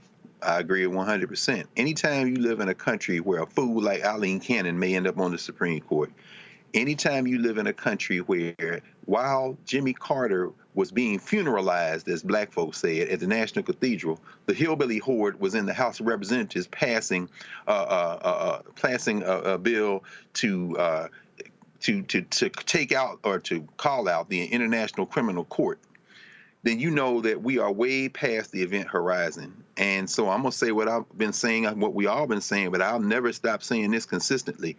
This platform, this show, this work, the way that you've made, Roland, it is more important than ever because it's very dark at this moment, but this is an age of heroes. It's an age, if you want to use the phrase that you used earlier, of patriots. It's an age to say that we stand with our common humanity. Mark Zuckerberg is with increasingly, he would call newspapers and all that stuff legacy media, but his platforms are, they're not as fresh as they used to be. And it could all collapse very quickly. He's playing politics now. Ultimately, what's being built here, what you've been saying all along, but increasingly over the last couple of days in response to some of this stuff about Fanbase, all of that we should pay very close attention to supporting these platforms, because it's clear we can't trust any of those other platforms. And as you said the other night, if they decide on YouTube, if they decide on Facebook, if they decide on Instagram to pull the master switch and it disappears, there is a Black Star app. It's important now to control our media so that we can get that clean glass of water out there. And it's more important now than it ever has been. Well, that's also why I want people to invest in Fanbase and get their account as well. TikTok is on its way, and their owners have said, hey, if they shut us down, we ain't selling. Y'all, this is what we got to be owning platforms. Owning platforms. I keep saying it. Black Star Network, we have our own app, okay? We're on YouTube's platform. YouTube could shut us down. Facebook could shut us down. When you have your own platform, they can't try to shut down your own platform. So I'm just letting y'all know how these things happen. Lauren, Reese, Greg, I appreciate y'all being on the show, first show with all three of y'all since the new year, and me being back. So thank you so very much for all of y'all. Folks, that is it for us. Don't forget, folks, support the work that we do. What we're trying to build here is something that other folks are not doing. I keep telling y'all, other Black-owned media, I don't know what they're doing. They ain't this. They focus on entertainment and gossip and housewives and all that sort of nonsense. And y'all know I don't talk about none of that bullshit. And so if y'all want to see real Black news, if you want to hear from Black people, and let me be real clear, I get non-Black folks on here, and there are people who are not Black who watch us, and I appreciate that because they want to hear the truth. And that's what this is all about. And I'm telling y'all right now, the next 4 years is going to be all about truth-telling every single day. When these folks lie, we're going to call it a lie. When they sit here and put out false narratives and make shit up, we're going to call them out. And so your support is absolutely critical. I keep saying this, and it's simple. I got 4.5 million followers. Literally, if 20,000 of our followers give $50 each, that raises $1 million. That is huge to offset the expenses that we have. We do not have and I told y'all, these ad agencies are not, and their clients are not spending money on us. It ain't happening. So your support is crucial. And so when you give via Cash App changed their rules. And so they closed all our accounts because they changed their rules. Not just us, other people as well. So if you want to give to us via Cash App, use the Stripe app. The QR code is on the screen. If you're listening to the podcast, simply go to blackstarnetwork.com. Use the Stripe app. If y'all old school, y'all don't trust nothing, check and money order. Send your check and money order to P.O. Box 57196, Washington, D.C., 2003 7-0196. PayPal still works, R. Martin Unfiltered. Venmo is RM Unfiltered. Zelle, Roland at RolandSMartin.com, Roland at RolandMartinUnfiltered.com. Get your copy of White Fear, How the Browning of America is Making White Folks Lose Their Mind. Available bookstores nationwide, Barnes & Noble, Amazon, Target. You can also get the audio version, which I read on Audible. If you want to get our app, download the Black Star Network app right to your phone, Apple phone, Android phone. But also, if you have Android TV, Apple TV, Roku, Amazon Fire TV, Xbox One, Samsung Smart TV, our app is on all those platforms as well. Just so y'all know, I got rid of our app we were on Amazon Freeway, Amazon Prime Video. It was costing me more money to send our signal to these folks we were getting back in advertising. I was going to be losing about $75,000 a year. I said, no, damn that. I don't believe in losing money. So that's why I canceled. We were on 4 different streaming apps, but sorry, I canceled those. That's why I did that. And you can also, of course, get our merchandise. Merchandise is important, y'all. And so we got our shirt, hashtag, we tried to tell you, FAFO 2025. A lot of y'all are loving the shirt. Don't blame me. I voted for the Black woman. Get that at rolandmartin.creator-spring.com. We also got t-shirts, hoodies, wall art, mugs, all kind of different stuff. We got Roland Martin Unfiltered gear. We got Black Star Network gear. And then, of course, you can also go to blackstarnetwork.com to access our merchandise. And so, y'all, we're trying to build something. Bring Greg back. Greg will have new episodes of The Black Table in 2025. There are going to be new episodes. Greg is being on a sabbatical hiatus for like 6-8 months. So that's going to happen. I'm also culling through some resumes. I'm looking to bring on 2 more show hosts. But do me a favor, all y'all folk who want to do entertainment shows, I'm not doing entertainment shows. Sorry, I'm not doing sports shows. We got enough entertainment and sports out there right now. It's enough. I ain't doing that. I do entertainment interviews. If you go to our Black Star Network app or your YouTube channel, you can see my Earth, Wind, and Fire interview, my T.I. interview. But y'all, I don't do this other different stuff, okay? We're dealing with real news and information here, and those are the kind of hosts that I'm looking for. So I appreciate that as well. Folks, that's it. And yes, I'm rocking my Texans gear because we got a playoff game on Saturday. I'm sorry, Cowboy fans. Are y'all watching your team play this weekend? No. Oh, well, I'll see y'all tomorrow. Holla! Black Star Network is here. Oh, no punch! I'm real revolutionary right now. Thank you for being the voice of Black America. All momentum we have now, we have to keep this going. The video looks phenomenal. See, there's a difference between Black Star Network and black-owned media and something like CNN. You can't be black-owned media and be scared. It's time to be smart. Bring your eyeballs home. You dig?